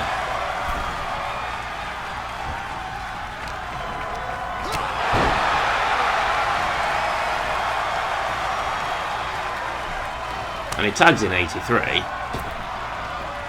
which gives me the perfect opportunity to get some payback. And there's that fuck up with the hidden blade because I was facing the wrong way. And connects there.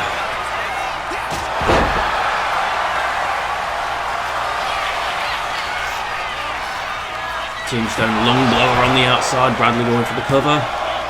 2, 3, it's over. I think I was going for another tombstone.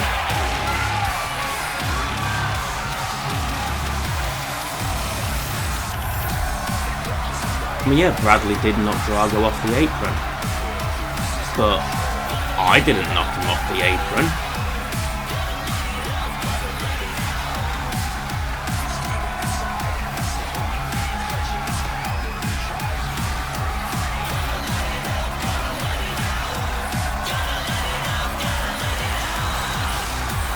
Tombstone lung blower.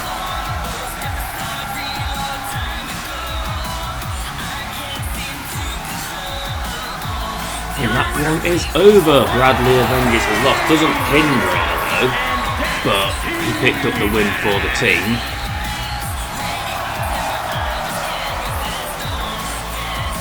I'm obviously a bit animated there. But you could argue in that moment I'm more dad than Hellsguard, so it kind of fits. But that is it for Lucha Libre Magica. Up next we have PWJ, Pro Wrestling Japan. Final show of the month, no it's not because I've got one more week to record. Final show of the episode, sorry, that's what I meant.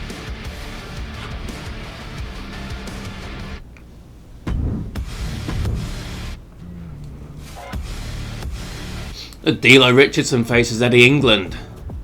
Hellsguard takes on Brody Edwards. Wonder Boy Omega takes on Red. Brad Taylor takes on Henry Clark. Edward Connors faces John the Tank Taylor, and Zoe Storm challenges for the Women's Joshi Championship in the main event against Lillian Nolan. Now, we did change a match. We did change one of the matches because we was looking at that, and everyone in the family except Harrison and Amelia were booked. So what we did was we altered the Wonder Boy Omega versus Red match, I believe. Made that a tag team match, Wonder Dream versus Harrison and Amelia. It was a bit self-indulgent, I guess. A bit nepotism. I wanted to get everyone, all the family on the show, because most of the family was on the show. And it was like, well, let's get the other two on. Just fill it out. I mean, Universe had booked it mostly. And Amelia is yet to make her debut, and Harrison hasn't been seen since he lost that PWJ title match to Aiden Bennett, so... But there's some nice like little loose threads. Connors versus John is a good one because, you know, Connors is beefing John's nephew.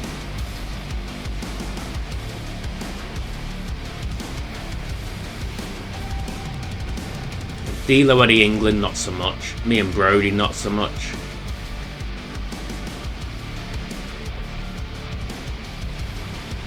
I think it was actually what we set it to as Wonder Boy Omega and Wonder Girl Dynamite, because, you know, Harrison is friends with Wonder Boy Alpha, and Wonder Boy Alpha wouldn't want to face his mate. So we're still like discussing things at this point. Okay, so we're on to the final block of dubbing, the final show of this episode. As beneficial as sometimes post-recording is, the audio, like it has been for this in a way, I really don't want to do this again because it's exhausting. And struggling to find things to say, apart from... because I've already said all the shit I've got to say through my headset that wasn't fucking recording. But yeah, I'm ready for this to be over in terms of the whole dubbing over section. Let's get to the results. D'Lo Richardson picking up a victory over Eddie England. Up next, Big Brother faces Brody Edwards.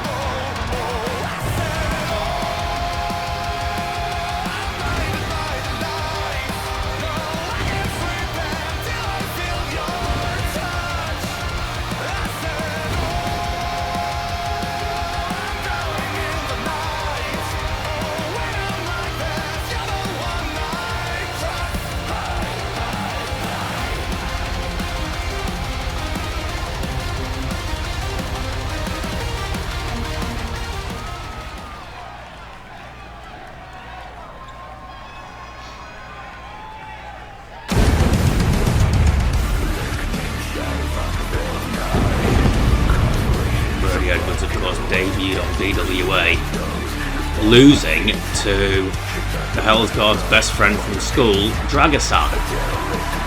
Will we see the Blood Brothers in tag team action at any point?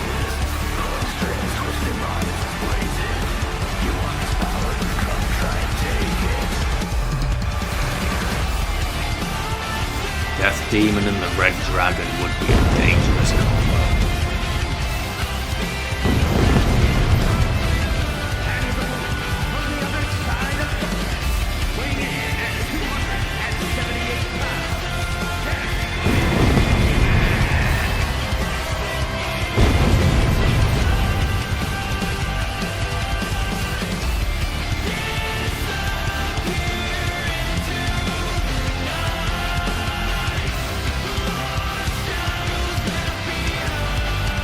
I think for some reason the lighting doesn't work. I need to go in and edit the lighting.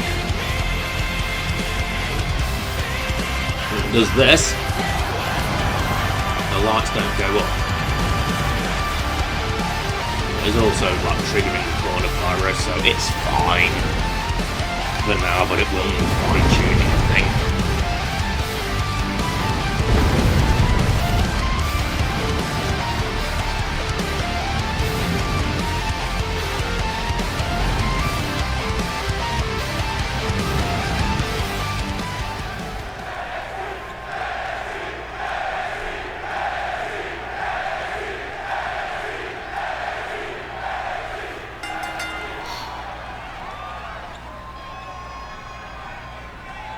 For the handshake.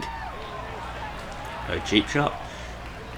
Interestingly, my first match was against Aiden Bennett, who in the old continuity was Brody Edwards' tag team partner in the New Millennia. Not saying the New Millennia won't form in this continuity, but as of right now, no. Especially with Aiden Bennett being the PWJ World Champion.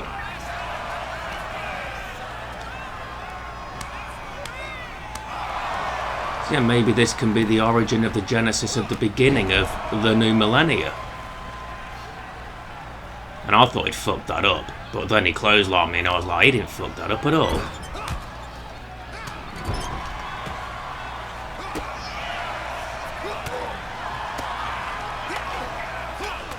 Punch, punch, punch, punch, punch, punch, punch.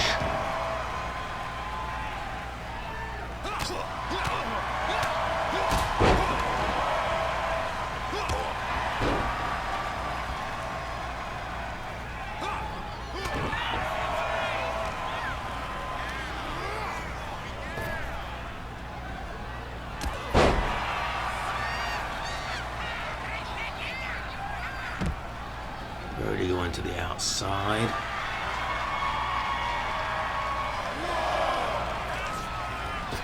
Ref getting in the way there.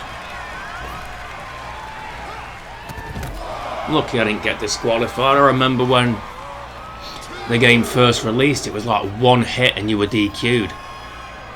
I had that when I was grinding the pass against Bischoff.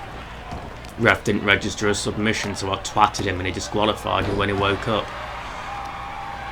Bastard.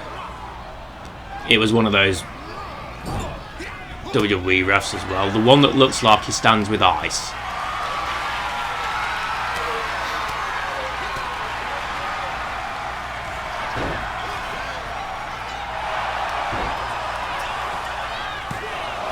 It's a lot more back and forth than I remember it being. And that's good. Capture suplex. Always like that move. Taz is one of my favourite, probably my favourite ECW wrestler.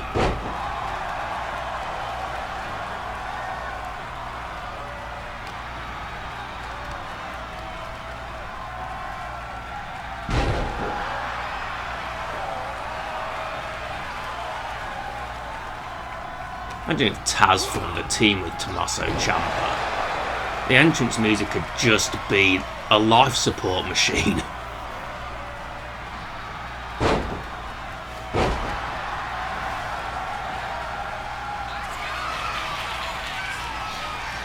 this is the hidden blade to the back of the neck. Well, it is when I hit it. That was a hidden blade to fuck all. I murdered Oxygen. Fresh air don't stand a chance against the Hell's Guard. Brody back in control, and I managed to block Torpedo Blackpool. So, you know, turn around, fair play. He blocked my sig, I blocked his. It is Torpedo Moscow, but, you know, Brody has the Ilya Dragunov moveset. But he's from Blackpool, so got renamed Torpedo Blackpool.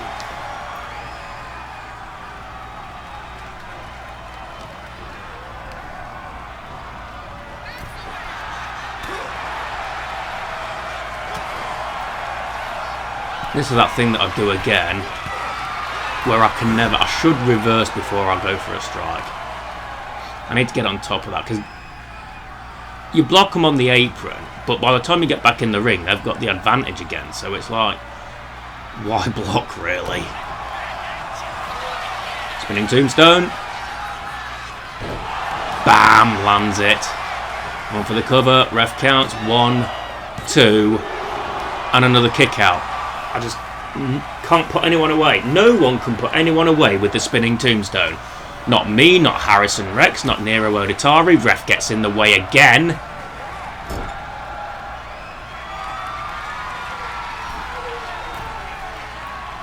There's that Hangman Dragon Sleeper.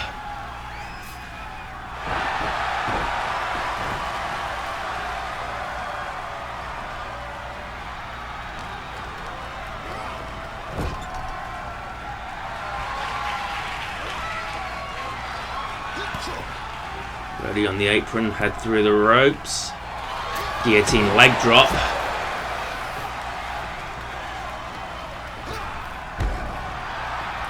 And my knees did something that I don't ever want to experience in real life, and my knees are bad enough as it is.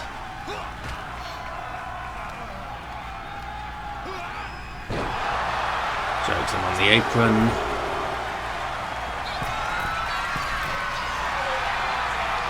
Corner for Brody to get up.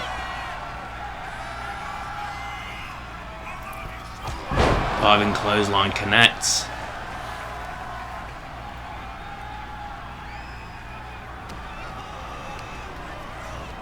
And he gets me again. Kind of got in my way though, so reversal in the corner. Snake eyes. Big boo. Signalling. Calling for it. Brody's stunned. Choke slam. Got him by the throat up. Down.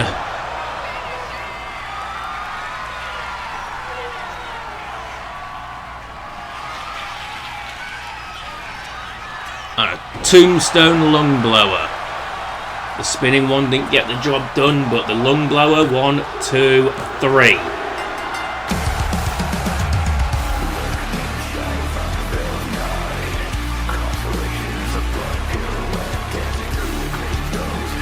Good back and forth match, that.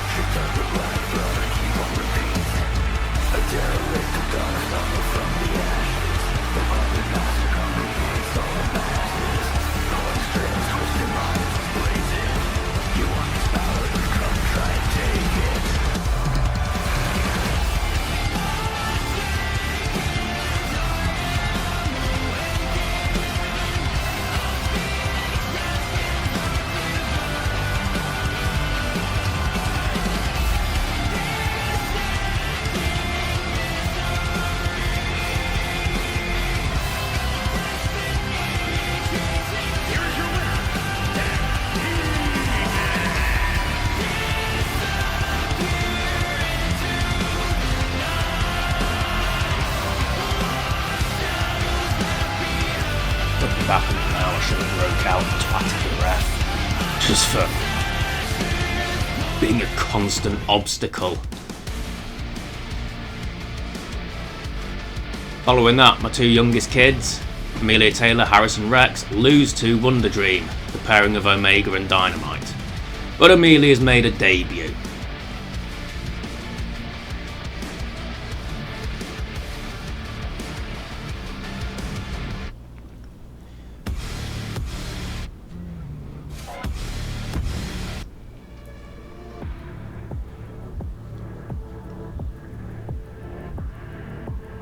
Right, so it looks like the beef is actually between Henry Clark and Joseph Luther.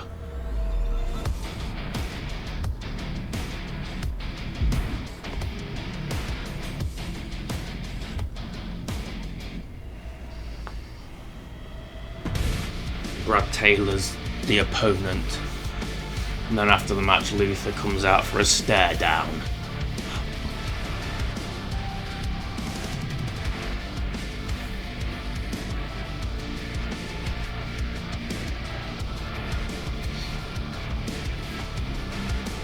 Because we did get our wires crossed a bit, and we was thinking, wait, is Brad doing the stare down and Henry faces Luther? But then we got to this screen and it was like, nah, we know what it is now. It can be a bit, it can trip you up a bit sometimes.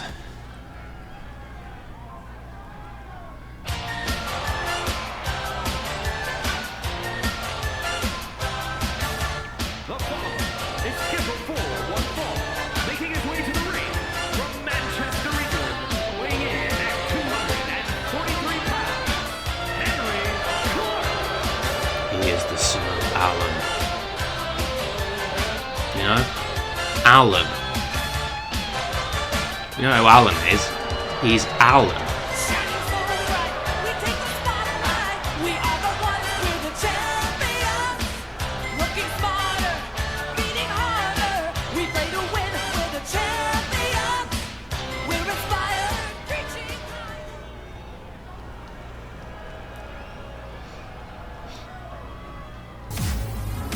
Here comes the champion of Lucha Libre Magica. Baden Bennett absent from the card tonight. Not because of the massive influx of Imperials from the Empire of Pain. He wasn't on the card anyway, but And his opponent from Manchester, England, weighing in at 234 pounds. loses to me. Beats Harrison. Fucks off. Next episode, PWJ's in the Dome, LLM's in the Estatal, so hopefully we've got some good shit going on there.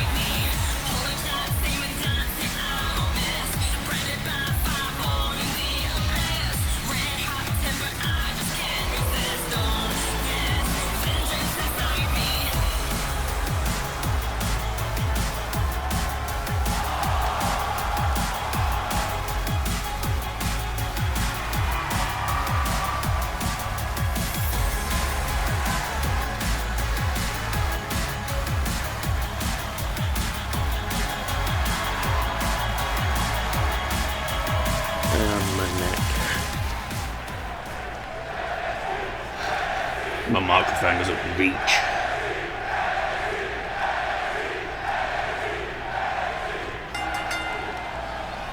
You know, I could, while this match is going on, just try something of a setup. Oh, you little bastard, Henry. That's the most interesting thing he's ever done.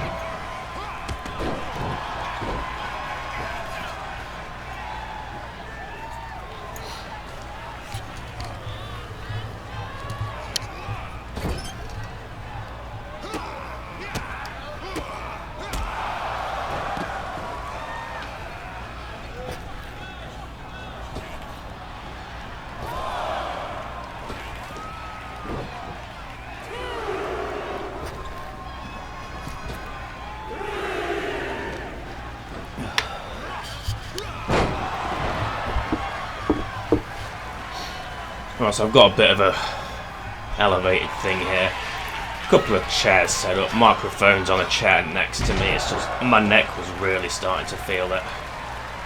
So I was sat on the floor because the microphone won't reach my couch.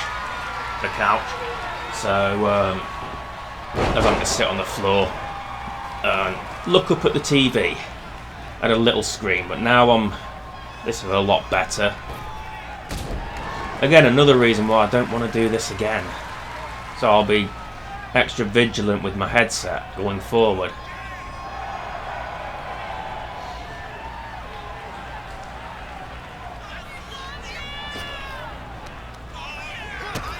Henry countering that. Oh, Brad countering that.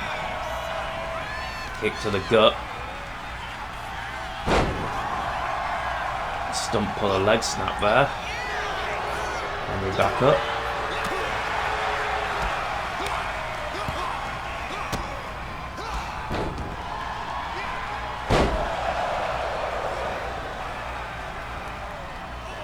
I think at this point Bradley was trying to do the like hop over him, and yeah, it wasn't working. Let's try it again. It's little things like that that can be immersion breaking. Oh! How did that bust the front of his head open? Because that ain't a fucking wound to the back of the head.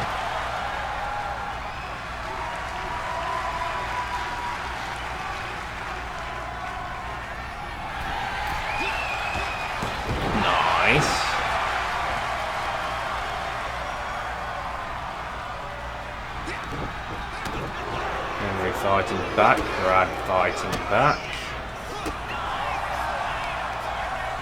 Another reversal there.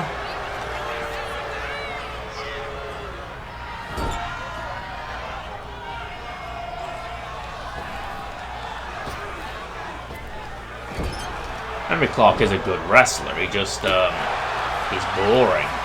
And that's like a character design. I wanted him to be boring. He's just like very old school, like a man in the wrong era. He's more of a ITV World of Sport type wrestler as opposed to the modern era.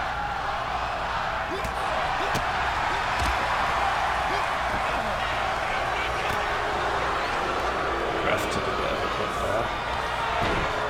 Clever.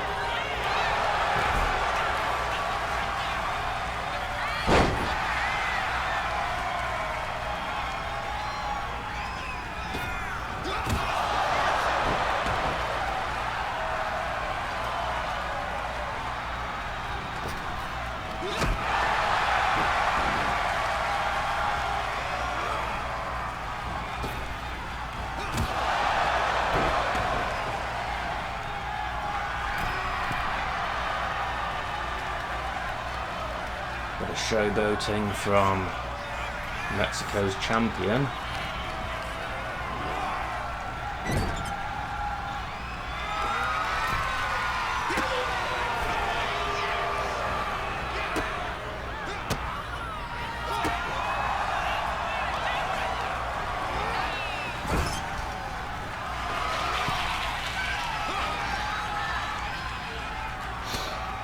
And what's he going for now? Avalanche Spanish Fly.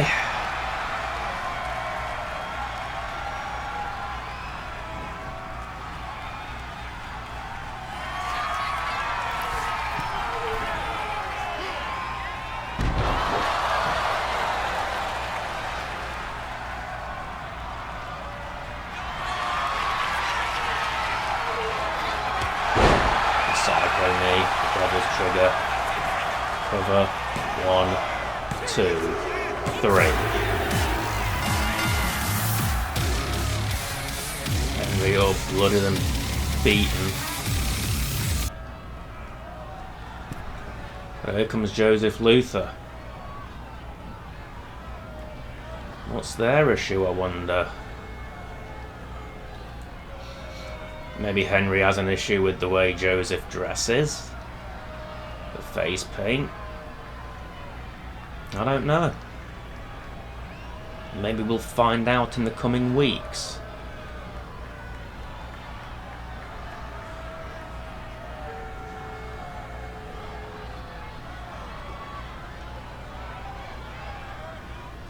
But another victory for Brad Taylor.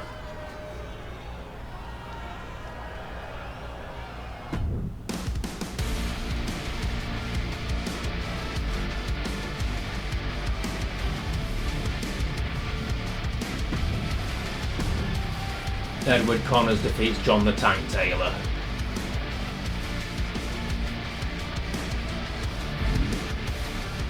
And it's about time for the main event.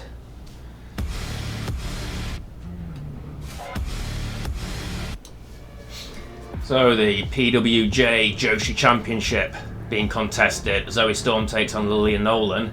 It is not Ariel Vazla and Geneva Rose having a rematch. Thank God. We get to see some fresh faces. Zoe Storm, mother of LLM champion Brad Taylor. Also mother of Harrison Rex and Amelia Taylor.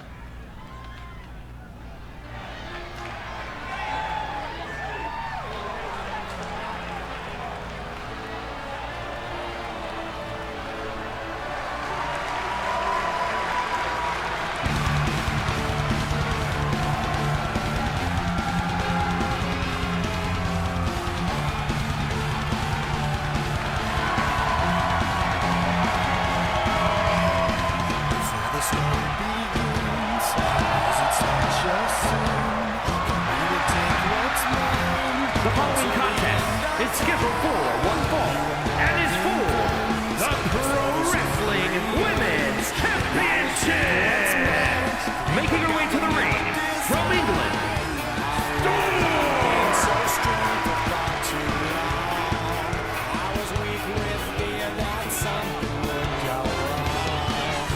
Actually lost the match to her youngest son, Harrison, in his debut. Beat his mother.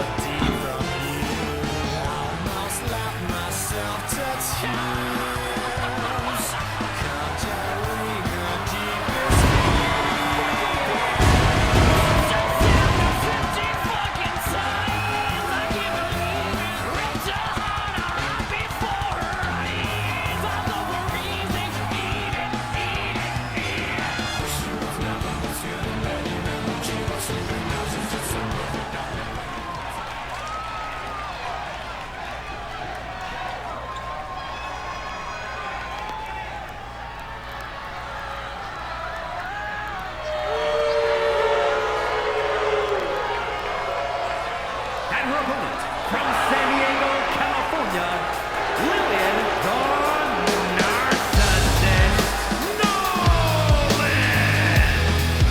Probably will end up swapping out some of the Calvin and Hez, but you know, Lillian ain't part of the Heart Foundation, is she? That's absolutely a me issue. So, sorry about that. I don't mind it. Try to keep my mouth so quiet, but sitting there in my silence just seems to amplify it. When I thought that keeping this inside would make it better, I never Oh look, it's the thought money that I would again. end up ruining it forever. But every time I think I got everything put back I did find together, out when I spoke to Calvin yesterday that Hollywood Wolf, Jacob Cassidy, is now the heel. Colin Griffin, Matthew Garcia, Jessica Morrison, they're the outsiders. Jacob Cassidy is a heel right now. And, you know, I'm down for that. Joshi Championship on the line.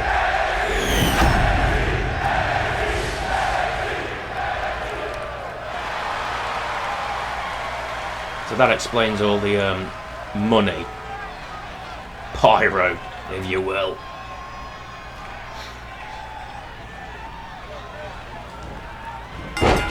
And then Nolan rushed. Stone blocked it. Zoe deadlifting Lillian Nolan. Military press.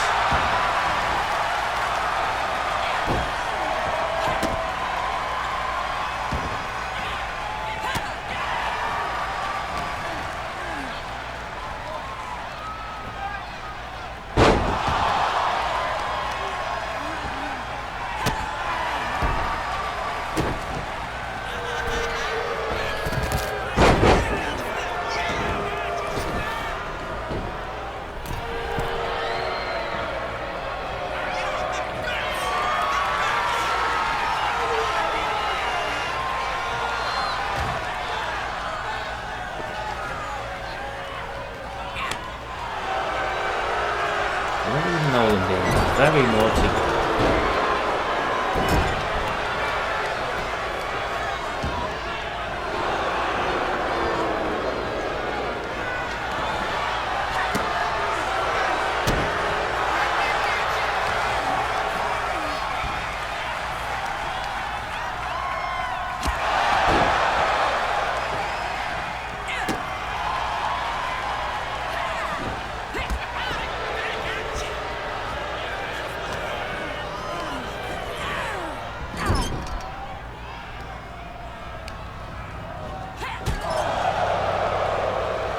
Zoe Storm busted open there.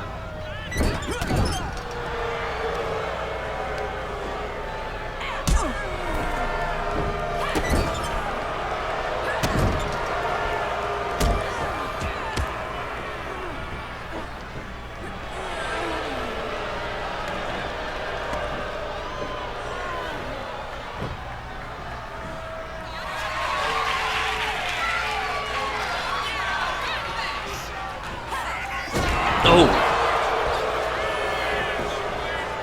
Step up coup de grace to the skull.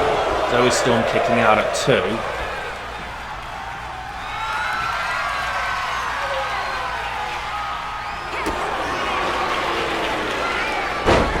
Monkey flip. Into an arm lock, into an arm bar.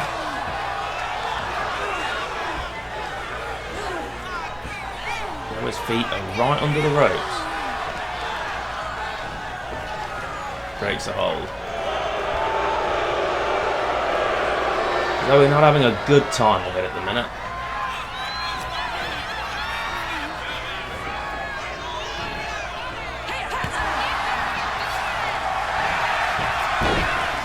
Schoolboy, or schoolgirl. Fitting, considering Zoe works in a school. Oh, and a spear!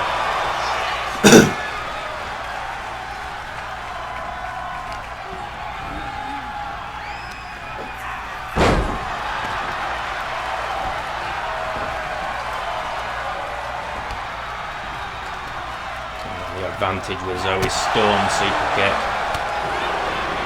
but Lily and Nolan had it back briefly. Oh, Lariat there, knocking Nolan down. Nolan regaining the advantage. Now for a cover. 1, 2, 3.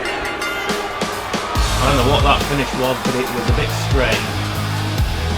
Reminds me of that Bowen Griffin finish.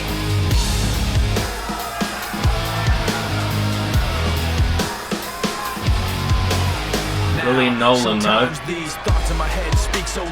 the inaugural PWJ Joshi champion. Zoe Storm will have to try again later. That keeping this inside would make it better. I never thought that I would end up ruining it forever. But every time I think I got everything put back together, I end up making more regrets, making more regrets. Falling from grace, I watch it all come apart, knowing I could have changed it all from the start. Fighting myself, I always lose. Fighting myself, I always lose. I didn't want you to think I'm worn out so easily. I wish I'd held it in so you never knew it built up inside of me. Now I don't know how it overflows, spilled out unwillingly. But now everything that I learned to hate came out for you to knee see. to the arm, and that was good for the pin You can change apparently. everything and make it better, cause you can bet I'm gonna end up ruining it forever. And every time you think you got everything put back together, I end up making more regrets, making more regrets.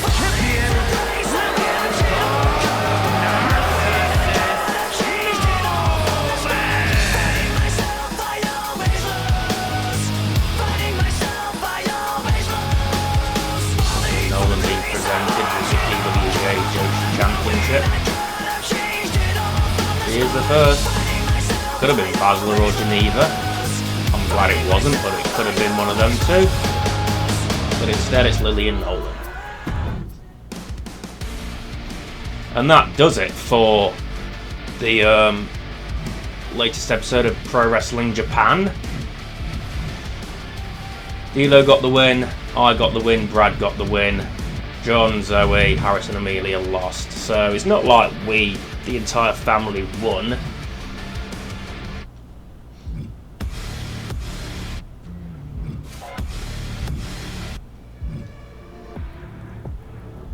Yeah. That is it for this episode, just about. I think all that's left, there's a little bit of footage of me switching the arenas to the Dome and Estatal that I really don't think is necessary.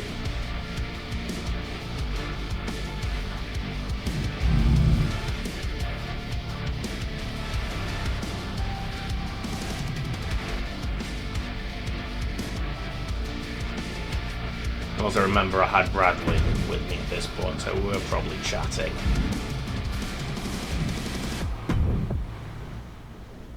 Yeah, I think this is where I go in and edit the shows.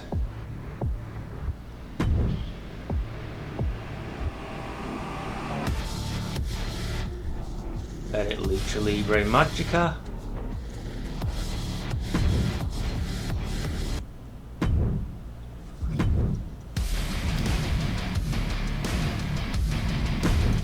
There we are, Arena Estatal. Set up for next episode. You can use the Japan Dome for TV, but you can't have a PLE with the Japan Dome, which I find really strange.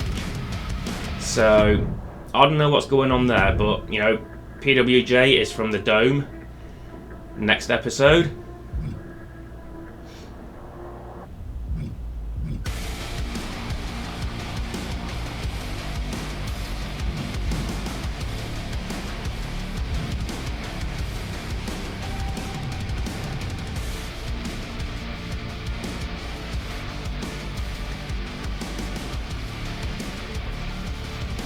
Maybe look at the rivalries. You see the rivalries at the bottom: Brad Taylor and Edward Connors, and then you've got Cindy Colton and Maya Grace.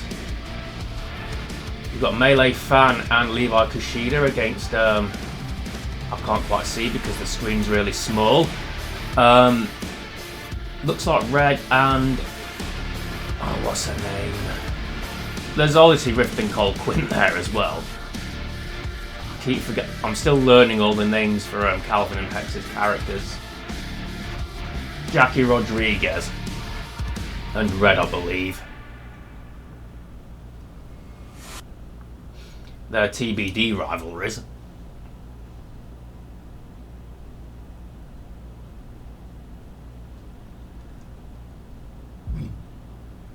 Nothing on LAW. BCW, we got Gabriel Slade and Cole Quinn.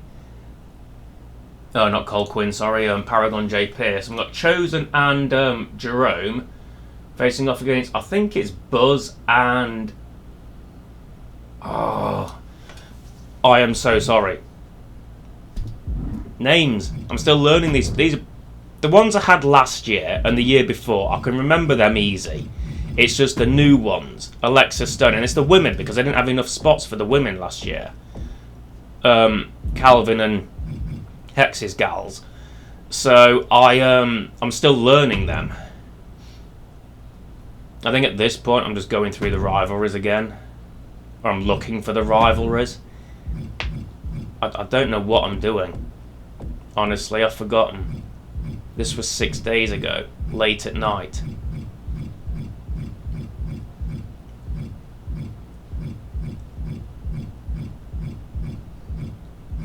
What am I doing? I think I was looking for her because I couldn't remember her name. That's Jackie Rodriguez. Rivalries is under the calendar, mate. Just go to Rivalries under the calendar. That's what I'm... Wait, I hate this. It's when I'm dubbing over shit. But that's it for this episode. Anyway, thank you for watching and see you next time.